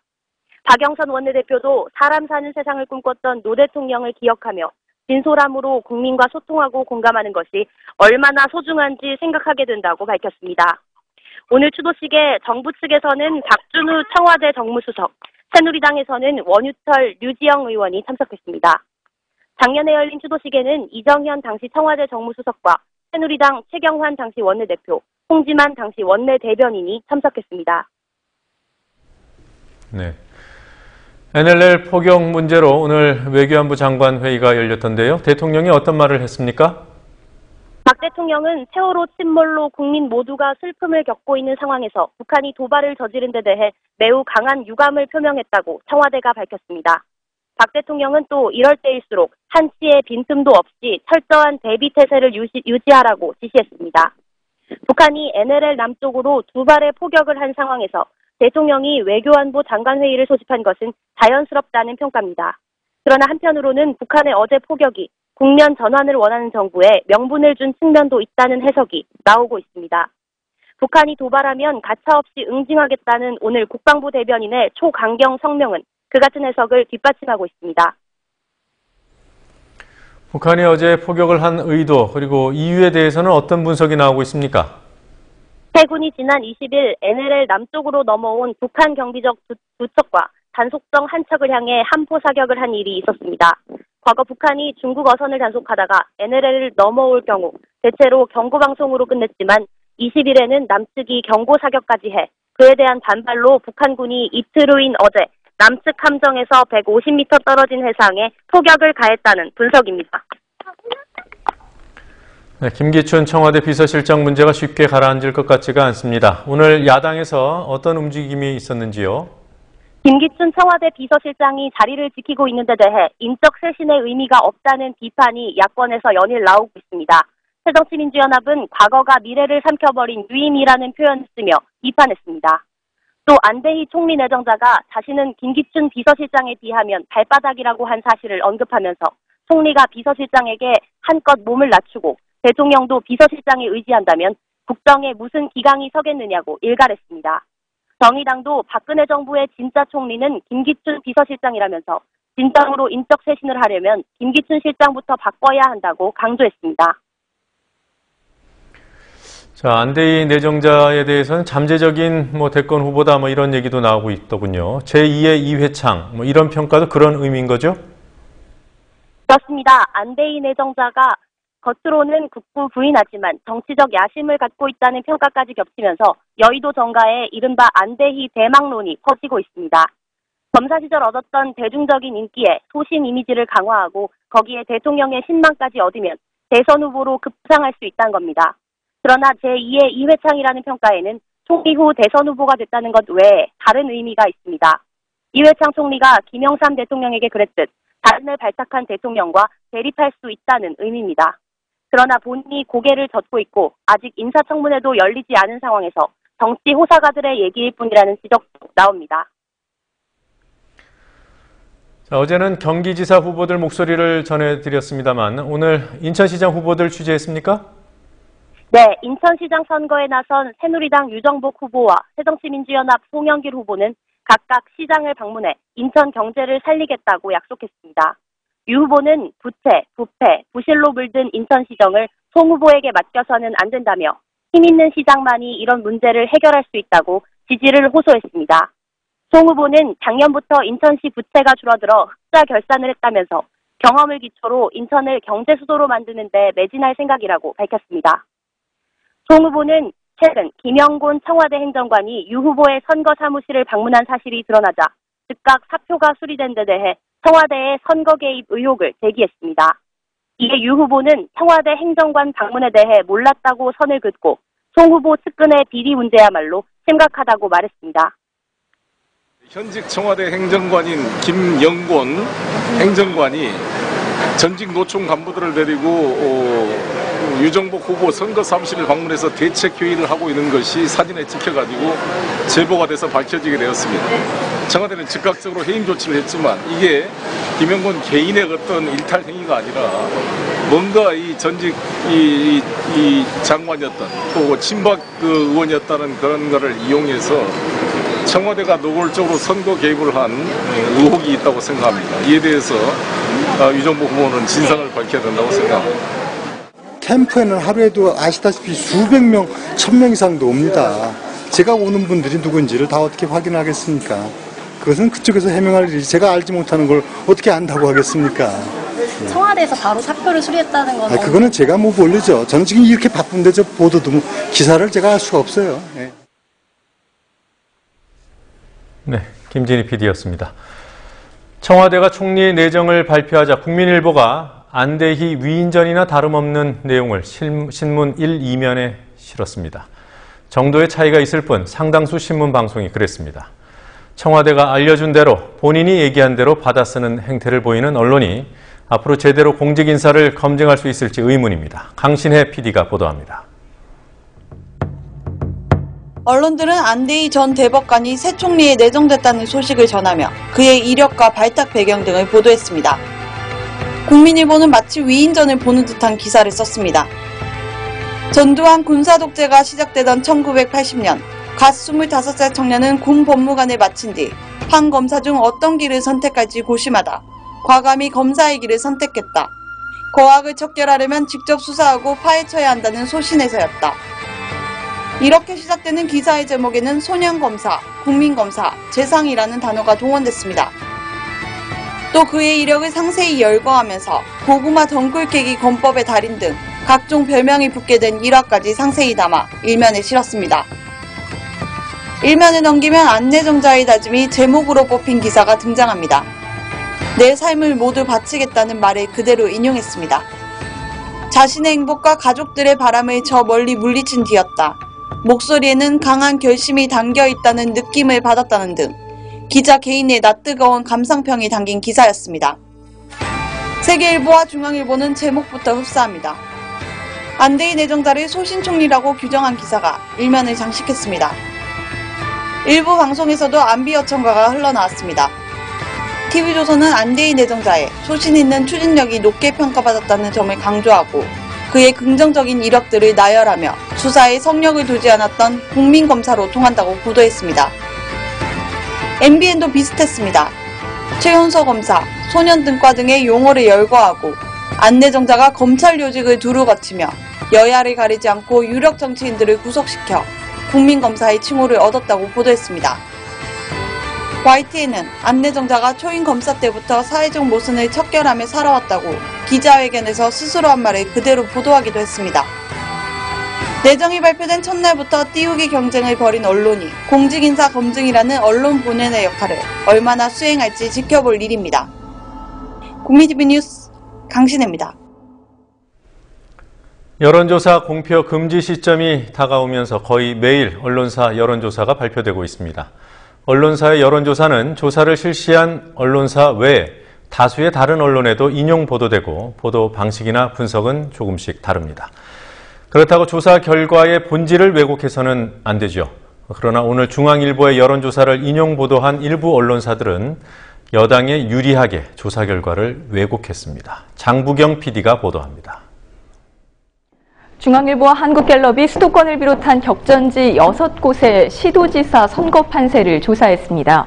조사 결과는 하나지만 이를 인용한 보도들 중에는 의미 분석이 다른 경우도 있었습니다.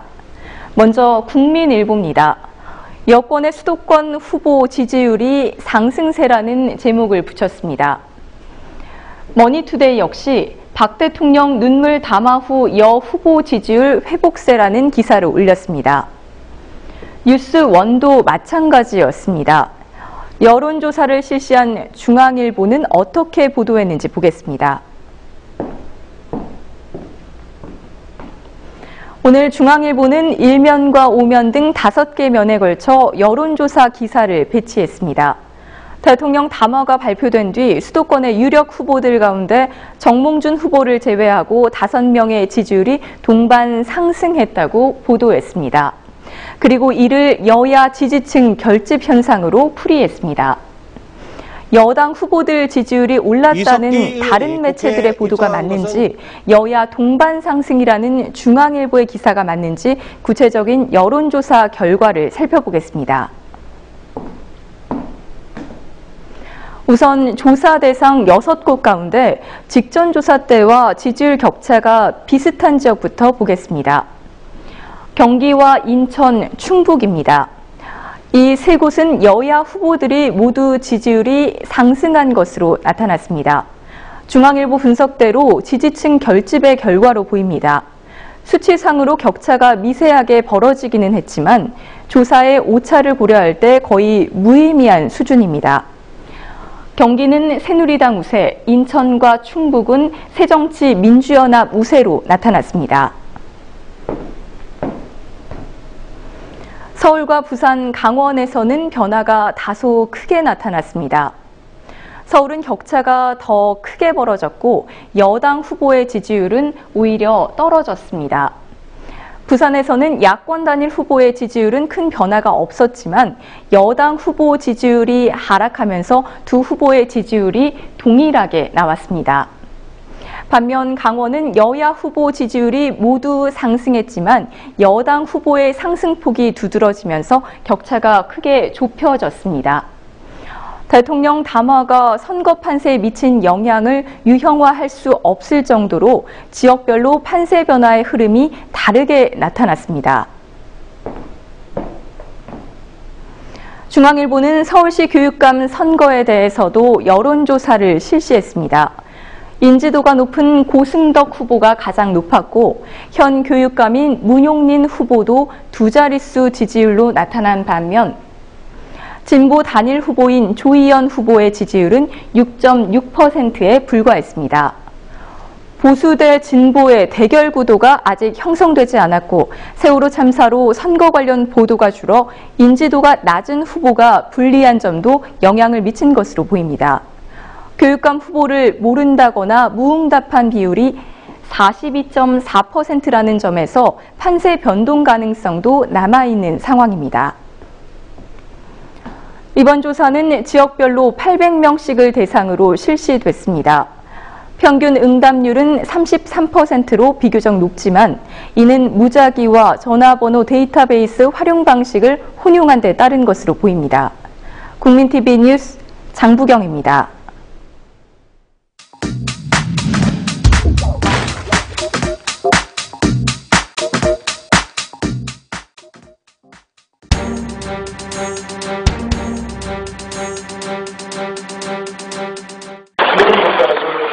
정몽준 씨 아들이 얘기하다고 그랬잖아요. 그건 사실 잘못된 말이긴 하지만, 틀린 말은 아니거든요. 떼가지라는 말을 해가지고 어려고 하는데, 총리에다가 물을 뿌리고, 그러니까, 인정사정이 없는 거야, 몰아치기상.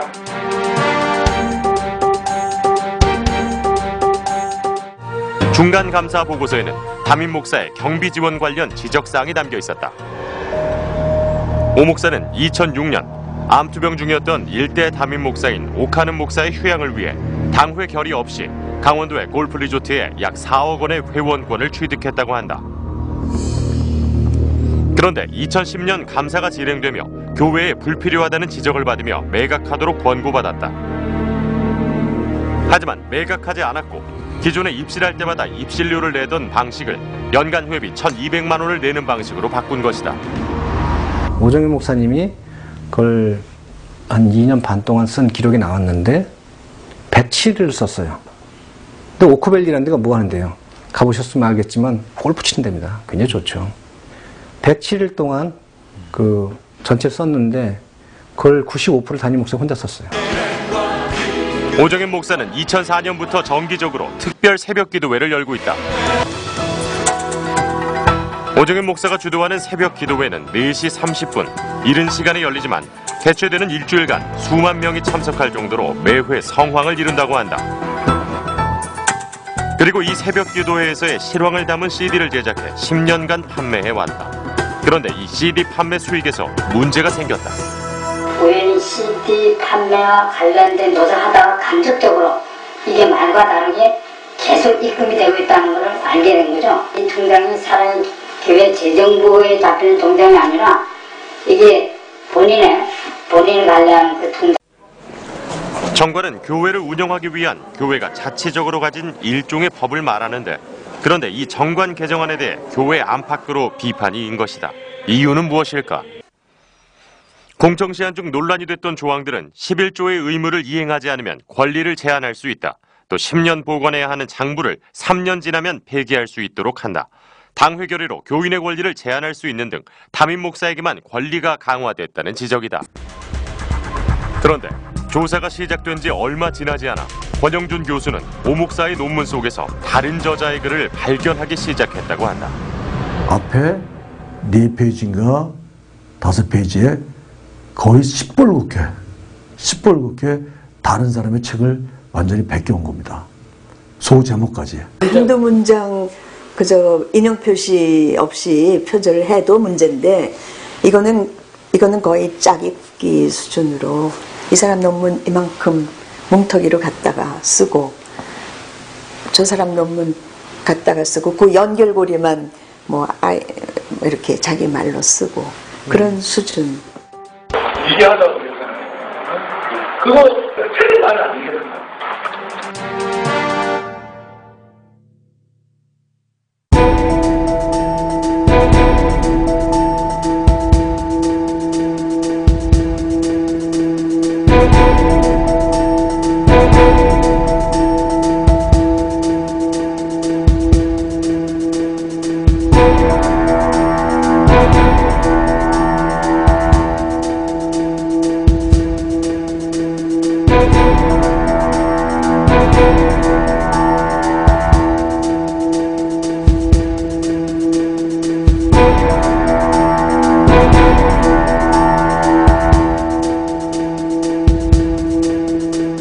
일단 박근혜 대통령 목소리가 많이 갈라졌더라고요. 얼굴도 많이 또 좀 상한 얼굴이었고 또 이 담화문 발표하기 전에 보통 기자들한테 바로 전에는 이 자료가 배부가 되는데 오늘은 끝까지 잘 안 나왔다고 하더라고요. 그 이유는 끝까지 문구 하나하나를 고심하고 직접 또 의견을 제대로 넣으려고 많이 노력을 하셨다고 하거든요. 많은 국민들이 저 대통령을 보고 함께 울지 않았을까. 저 눈물에 대해서 우리가 좀 생각을 해봐야 될 거라고 생각합니다.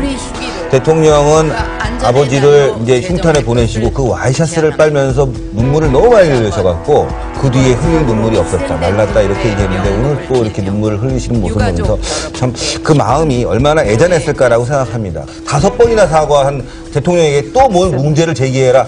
정말 이런 부분은요, 제가 봤을 땐 조금 너무 과한 거 아닌가.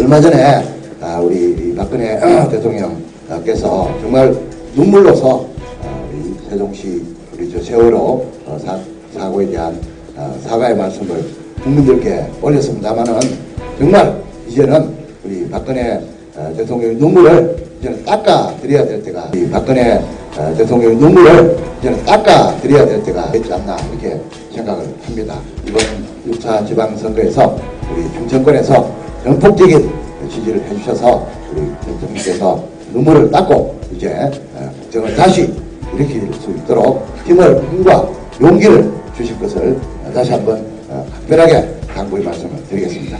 정말 이제는 때가 됐지 않나 이렇게 생각을 합니다.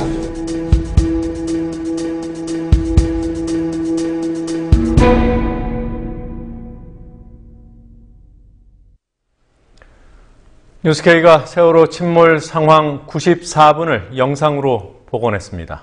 해경의 구조 상황 은폐 시도가 이어져 왔고 지금 공개되어 있는 영상들이 대부분 잘게 나뉘어져 있기 때문에 향후 영상 기록과 그 의미 분석의 왜곡을 막기 위한 취지입니다.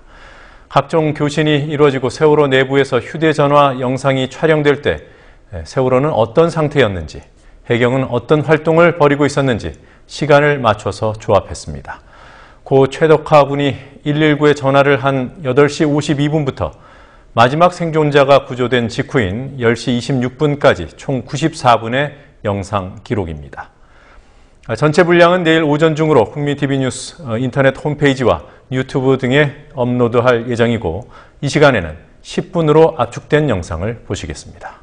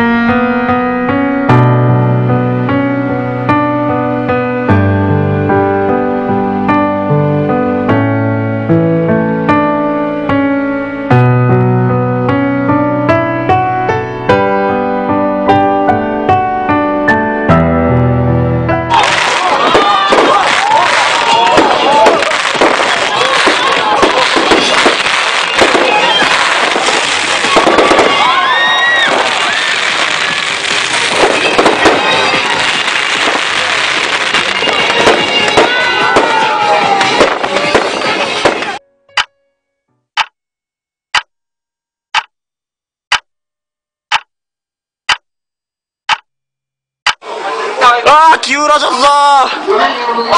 야 나도 살려줘. 평소에 자리에서 움직이지 마시고 안전으로 자꾸 대기해주시기 바랍니다. 진짜 침대는 야 놀리는 거 장난 아니야. 여기 좀 놀려. 야 여기 좀 못 움직여. 핸드폰 어떻게 이거 건데도 안전으로 자꾸 대기해주시기 바랍니다. 집에 말도 안 돼. 아 내리고 싶어 진짜 진심이야. 야 나도 찍어줄래요? 야 나봐 어때 상황이? 아 씨발 안돼. 왜 나갔냐? 야 이거 봐봐. 나 들어. 야 더 안 내려가지 그래도. 야 더 쏠리는데?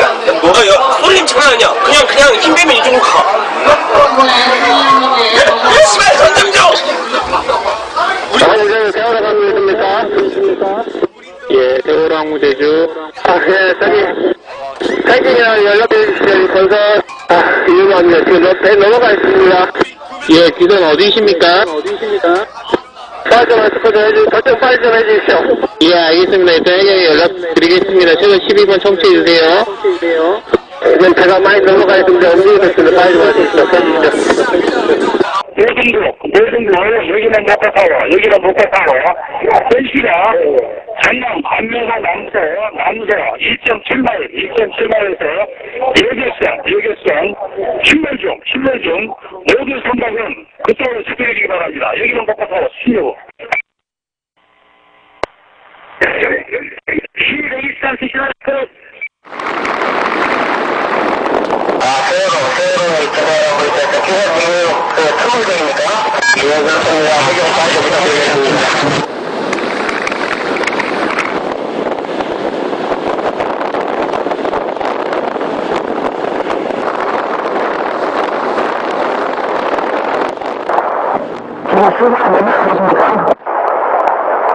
오늘입니다.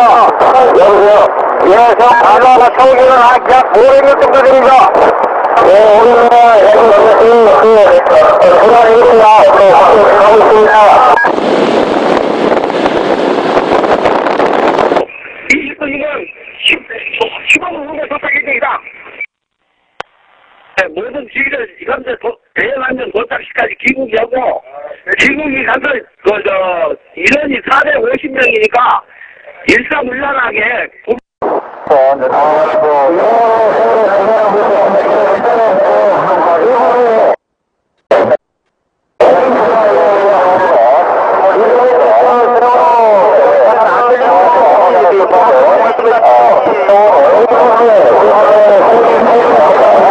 방금 들어온 속보입니다. 오늘 오전 9시쯤 전남 진도군 관매도 인근 해상에서 인천에서 출발해 제주로 향하던 여객선이 침몰 중이라는 신고가 접수됐습니다.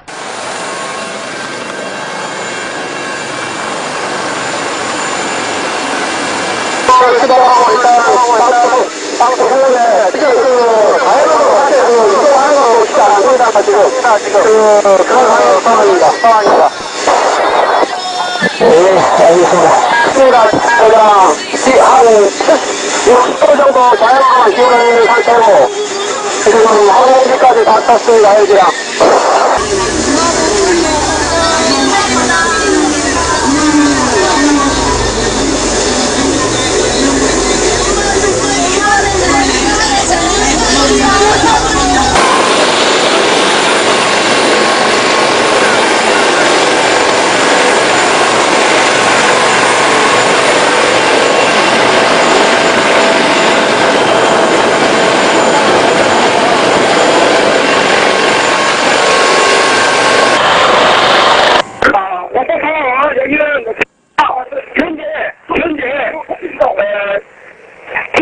승객이 아리가 있는데 계속 기울여가지고 현재 못 나오고 있답니다.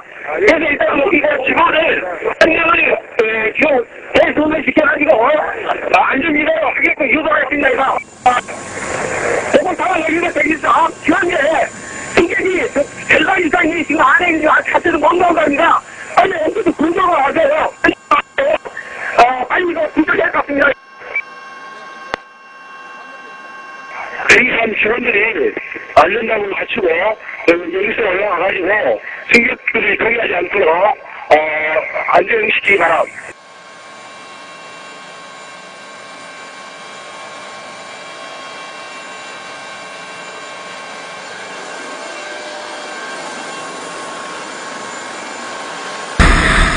애기 여기 있어요! 애기 2명 다 여기 있어요!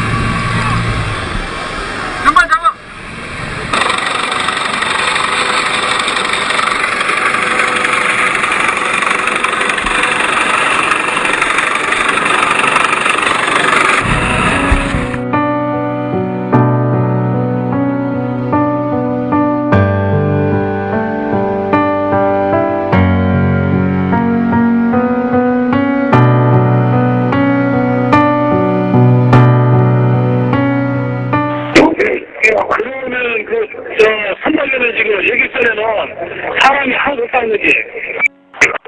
이게 하기는 안 되나?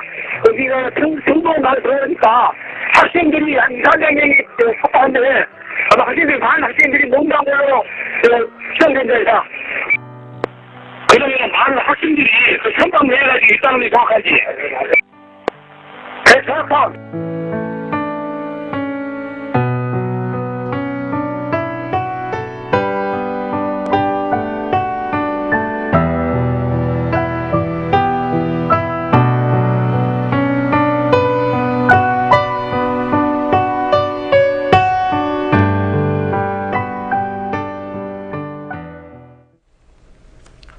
고 노무현 전 대통령 서거 5주기 추도식이 경남 김해 봉하마을에서 열렸습니다. 청와대가 세월호 참사에 대한 박근혜 대통령의 활동을 보여주는 홍보성 동영상을 만들어 홈페이지에 올렸습니다. 오늘 나온 뉴스들 황준호 뉴스 취재팀장과 함께 살펴보도록 하겠습니다. 어서 오십시오. 예. 자, 먼저 노 전 대통령 5주기 추도식 소식부터 알아보죠. 예, 세월호 참사로 사회 분위기가 많이 가라앉아 있는 상황이라서 봉하마을에서 오후 2시부터 1시간 정도 조촐하게 추도식을 했습니다. 작년까지만 해도 주변에서 부대 행사를 여러 가지 많이 했었는데 오늘은 그런 것들 전혀 하지 않았습니다. 추도식에는 문재인 의원하고 한양대생 오재호 군이 추도사를 낭독했고요. 노 대통령의 아들 건호 씨가 인사말을 했습니다. 일반 추모객들은 한 3-4천 명 정도가 모였는데 특히 가수 조관우 씨 그리고 이승환 씨가 각각 만든 추모 노래와 영상을 발표할 때 울먹이거나 또 보고 싶다 이런 말을 외치기도 했습니다. 유가족들 역시 노 대통령의 생전 모습과 육성이 영상에서 나오는 걸 보고 눈물을 닦는 모습이었습니다. 네. 서울에서는 따로 추모 행사가 없었습니까? 예, 작게라도 추모 행사를 하는 개별 단체나 모임이 있기는 했지만 공식 추모식은 서울에서 없었습니다. 노무현 대통령을 기억하고 싶은 사람들은 주로 온라인 공간에서 노 대통령을 기리는 글을 올리거나 또 사진 같은 걸 공유하는 그런 모습이 많았습니다. 특히 카메라동호회 SLR 클럽 사이트에 올라간 노 대통령의 사진 모음 게시물이 있었는데요. 이 정확한 통계는 나오지 않았지만 SNS상에서 상당히 많이 공유되는 그런 상황이었습니다. 인상적인 글들도 굉장히 많았는데 그중에 하나만 소개해드리자면 그를 지지하지는 않았지만 내가 노빠는 아니지만 이런 말로 시작되는 글들이 오늘 어느 날보다 더 많겠지만 사랑한다는 말을 꺼내기가 쑥스러워서 그러는 것일 거다라는 글이 인상적이었습니다. 네. 자, 다음 소식 보겠습니다. 북한이 인천 아시안게임에 참여하겠다고 발표를 했어요. 공식 통보도 온 겁니까? 남쪽으로 오지는 않았고요. 아시아 올림픽 평의회에다 했습니다. 이런 사실은 오늘 북한이 조선중앙통신을 통해서 오후에 공식 발표를 했습니다. 참가 의사를 아시아올림픽 평의회에다가 공식 통보했고 규정에 따라서 경기 참가에 필요한 신청을 곧 하게 될 거라고 밝혔습니다. 이렇게 되면 이번 인천 아시안게임에는 아시아올림픽 평의회 45개 회원국 모두가 참가하는 경기가 되게 됩니다. 인천시 측에서도 그동안 북한이 참가했으면 좋겠다는 말을 계속 해왔고 또 남북의 사이가 좋건 나쁘건 아시안게임에 못 오게 할 수는 없으니까 아주 특별한 일이 없다면 북한이 올 걸로 보입니다. 다만 북한의 아시안게임 참가가 남북관계의 촉매제가 될지 이거는 결국 우리 정부의 의지에 달려있다고 볼 수 있습니다. 네. 자, 세월호 학생들을 비하한 조광작 목사죠. 예. 한국 기독교 총연합회 부회장이기도 했는데 그 직에서 물러났어요? 예, 조광장 목사가 오늘 부회장 사퇴서를 냈고 수리가 됐습니다. 조 목사의 망언은 많이 들어들 보셨겠고 입에 담기는 싫지만 어쨌든 보도하는 입장에서 한번 읽어드리겠습니다. 가난한 집 아이들이 수학여행을 불국사로 가면 될 일이지 왜 제주도로 배를 타고 가다가 이런 사단이 빚어졌는지 모르겠다. 이런 발언이었습니다. 조 목사는 오늘 사퇴서를 통해서 잘못된 생각으로 대단히 부적절한 발언을 해서 유가족과 실종자 가족들한테 진심으로 사과드리고 용서를 구한다고 일단 납작 엎드렸습니다. 그러면서도 그 문제의 수학여행 발언에 대해서는 자동차를 타고 가다가 사고가 나면 기차 타고 갔으면 좋았을 텐데 라고 생각하듯이 안타까운 마음에 한 말이다 라는 해명을 했습니다. 근데 이 원래 했던 발언, 문제의 발언 전체가 문제였고 그 맥락이 있는 건데 그 중에서 일부분만 떼서 물타기를 하는 일종의 군색한 해명이었습니다. 네. 자, 이 조광작 목사의 발언이 나온 바로 그 자리에 지금 서울시 교육감 선거에 출마한 고승덕 전 의원, 그 고승덕 후보가 같이 있었다. 이게 맞는 말입니까? 예, 그렇습니다. 조 목사는 지난 20일 한기총 긴급 임원회의에서 그 문제의 발언을 했습니다. 그런데 그 자리에 고승덕 서울시 교육감 후보가 동석했던 것으로 확인됐습니다. 회의가 끝날 무렵에는 그 홍재철 한기총 목사의 소개를 받고 회의 참석자들하고 대화를 나누기도 했다고 합니다. 그 대화에서 고승덕 후보는 교육감에 당선되면 다른 것들은 몰라도 전교조 문제만큼은 무슨 수를 쓰든 조처할 계획이다 라는 말을 했다고 이 자리에 함께했던 사람들이 전하고 있습니다. 서울교육을 책임지겠다는 사람이 희생학생들에 대한 망언에 항의를 하지 못할 망정 전교조를 마치 범죄 집단처럼 여기는 발언을 했다는 비판이 전교조에서 나왔습니다. 네. 자, KBS 새노조, 전국언론노동조합 KBS 본부에서 그 총파업 투표를 했는데 결과가 나왔더군요. 예, 잠시 전 7시에 결과가 나왔는데요. 7시에 투표가 끝나고 곧바로 결과가 나왔는데 투표자 중에서 94.3%가 찬성해서 파업이 가결됐습니다. 새노조는 그제부터 오늘까지 사흘간 찬반 투표를 했습니다. 그러면서 조금 전 9시부터 비상대책위원회 회의를 열어서 파업 돌입 시점 같은 앞으로의 계획을 논의하고 있습니다. 과반 찬성으로 파업이 가결됐기 때문에 어쨌든 현실적으로는 다음 주부터 파업이 가능하다는 입장을 밝히고 있습니다. 그리고 새노조 말고 소위 1노조라고 부르는 KBS 노조도 총파업 찬반 투표를 지금 하고 있고 다음 주 화요일에 마감이 됩니다. 이렇게 KBS 양대 노조 모두 지금 비대위 체제이고 또 길환영 사장 퇴진을 요구하고 있기 때문에 길 사장이 계속 앞으로도 버틴다면 양대 노조 모두 파업에 들어가는 상황도 나올 가능성이 있습니다. 네. 자, 이런 와중에 KBS 길환영 사장이 무슨 신문사에 광고를 낸다고 해요? 예, 길 사장이 자기의 입장을 대변하기 위해서 조중동에다가 1억 2천여만 원을 들여서 회사 입장이라는 명목으로 지면 광고를 추진하고 있다고 합니다. 새노조는 오늘 이 소식을 전하면서 회사 재정은 마른 수건 짜듯이 운영했던 길 사장이 사면 초과에 빠진 자기의 입장 표명을 위해서는 수신료 1억 2천만 원을 마치 개인 용도처럼 쓰겠다는 거다라고 강하게 비판했습니다. 광고를 내기로 아직까지 확정한 건 아니고 지금 추진 중이라고 하는데요. 김홍식 홍보실장이 지금 총대를 메고 추진하고 있다고 합니다. 네. 자, 청와대가 대통령 홍보성 동영상으로 의심될 만한 그런 비판을 받을 만한 동영상을 세월호와 관련된 동영상이더군요. 그걸 게재했어요. 예, 박근혜 대통령이 대국민 담화를 하면서 눈물을 흘리는 장면을 집중적으로 보여주는 홍보성 동영상이었습니다. 대국민 담화를 했던 다음 날 20일이죠. 세월호 잊지 않겠습니다 라는 제목으로 올라갔는데요. 대통령이 진도를 방문해서 실종자 가족들을 만나는 장면, 또 청와대에 온 유가족들을 위로하는 장면, 그리고 분향소를 찾아간 장면, 이런 것들이 나옵니다. 총 5분 2초 분량인데 그중에서 앞뒤 2분 가까이가 눈물을 흘리는 모습과 전후의 모습이 담겨 있습니다. 야당에서 즉각 비판이 나왔고요. 또 이 영상에 올라간 유튜브에는 세월호 슬픔을 이용해서 대통령을 홍보하는 게 말이 되냐라는 댓글이 많이 달렸습니다. 그리고 조문 연출 논란이 나온 그 장면을 왜 삭제했냐, 이런 걸 지적하는 글도 있었습니다. 현재 청와대 홈페이지에서는 이 동영상을 찾을 수 없고요. 유튜브에서도 비공개 동영상입니다 라는 글이 뜨면서 현재는 재생이 안 되는 상태입니다. 네. 사실 박근혜 대통령이 지난 19일에 이른바 눈물의 담화문 발표를 하지 않았습니까? 예.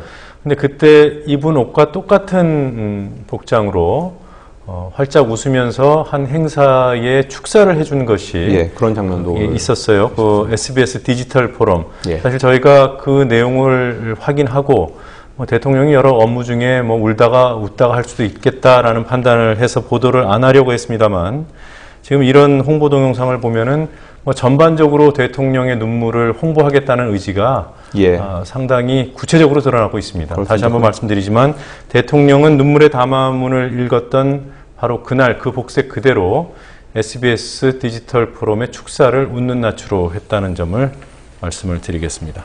자, 그 밖에 다른 뉴스들 어떤 것들이 있었습니까? 방송통신위원회가 오늘 종편과 보조 채널 연합뉴스 TV에 올해 방송통신발전기금 분담금을 면제하는 내용의 고시 개정안 보고안을 결정했습니다.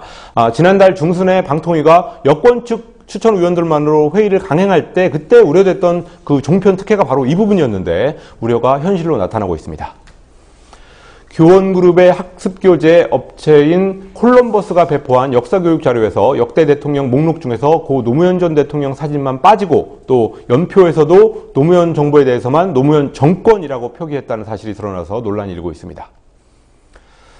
새누리당 정몽준 서울시장 후보가 환경미화 봉사활동을 하고 있었는데 그때 정 후보를 경호하는 사람들이 앉아있는 노숙인으로 보이는 시민을 막아섰다고 미디어오늘이 오늘 보도했습니다. 지금 보이시는 사진이 미디어오늘이 단독으로 보도한 사진입니다.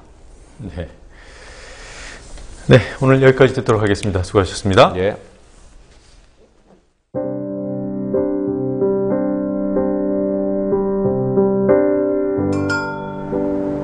세상에 바람이 부나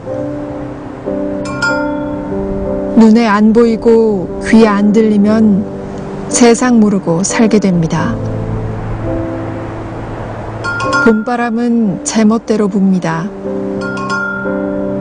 풍경에 쇠 물고기가 어지럽게 흔들립니다. 문 닫힌 밤 방 안에서는 그 소리로 바람의 동정을 짐작하기도 합니다. 잘 때도 눈 감지 않는 물고기를 경수에 올린 것은 한순간도 공부심을 놓지 말라는 경책의 의미라고 했습니다.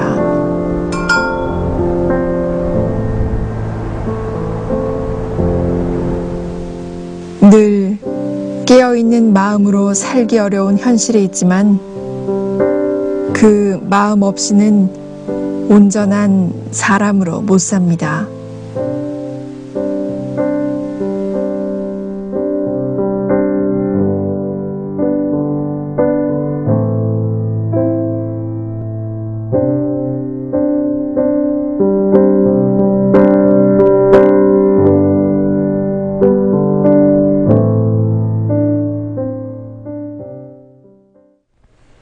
한국기독교총연합회 부회장 조광작 목사의 발언이 사회적으로 공분을 일으키고 있습니다. 그는 소개해드린 대로 가난한 집 아이들이 수학여행을 불국사로 가면 될 일이지 왜 제주도로 가다가 이런 사단이냐는 망언과 함께 대통령이 눈물 흘릴 때 눈물 흘리지 않은 사람은 모두 백정이거나 용공분자라고 말했습니다.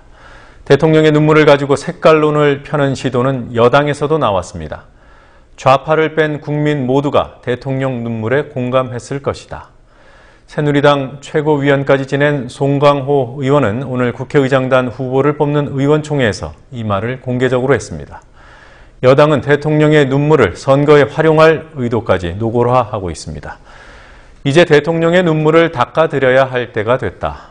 대통령의 오른팔로 불리고 경제부총리가 유력하다는 새누리당 선대위원장 최경환 의원이 대통령을 위해 전폭적인 지지를 보내달라며 한 말입니다. 당대표까지 지낸 안상수 새누리당 창원시장 후보의 현수막이 세월호 희생자 추모 현수막을 가린 채 바로 앞에 겹쳐서 내걸린 상황 역시 단순한 실수로 보이지 않습니다. 이런 여당의 허물은 대통령이 비록 통곡을 한다 해도 덮이기 어렵습니다. 뉴스K 마치겠습니다. 다음 주 월요일에는 주말 추모 집회 상황을 집중 보도합니다. 월요일에 뵙겠습니다.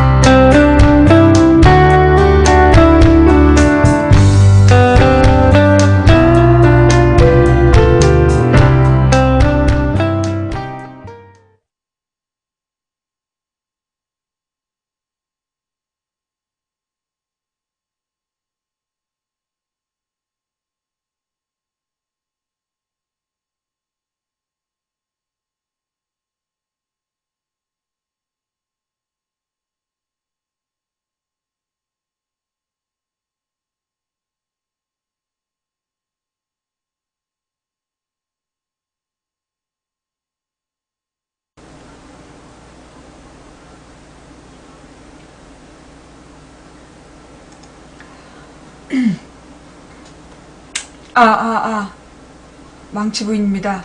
자, 벌써 중계방이 생겼는데요. 중계방에 계신 여러분 분노하지 마시고 차분히 들어주세요. 아직 망치부인의 생방송이 시작이 안 된 거였어요. 그러니까 망치부인의 시사방송이 아니라 오전은 팟캐스트 방송이었어요. 네. 근데 이렇게 이제 많이 시청을 하시는 바람에 나도 지금 살짝 좀 당황스러워. 근데 이제 막 분노하고 그러면 안 돼. 지금부터 망치부인이 시사수다방을 할 거예요. 그러니까 방송이 딱 끝나면 들어오셔가지고 이제 방송이 딱 끝나면 망치부인을 검색하시면 돼요.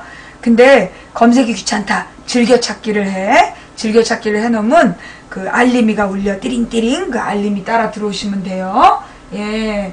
자, 지금까지는 오전 9시부터 보내드린 팟캐스트 함께 보기 약식 생방송이었고 자, 가만있어 봐봐. 화면 보여줄까? 눈썹 그렸어. 예. 그래서 지금 뭐라 그러니 즐겨찾기를 해놓고 알림이가 알려주면 들어오시든가 아니면 직접 방송 리스트에 망치부인을 검색한다든가. 아까는 내가 그 눈썹을 안 그려서 각도상 좀 가려놨던 거고. 자, 밀긴 뭘 밀어. 원래 눈썹이 없는 거지. 너 지금부터 막 화나게 해갖고 방송 때 소리 못하게 하려는 벌레? 자, 잠깐만요. 자, 여러분 이제 올릴게요. 이제 방송이 방송이 종료됩니다. 자, 얼른 망치부인을 검색해서 찾아오시면 됩니다. 예, 자, 지금까지 망치부인의 오전 생방송이었고요. 지금부터 진짜 시사수다방 시작합니다.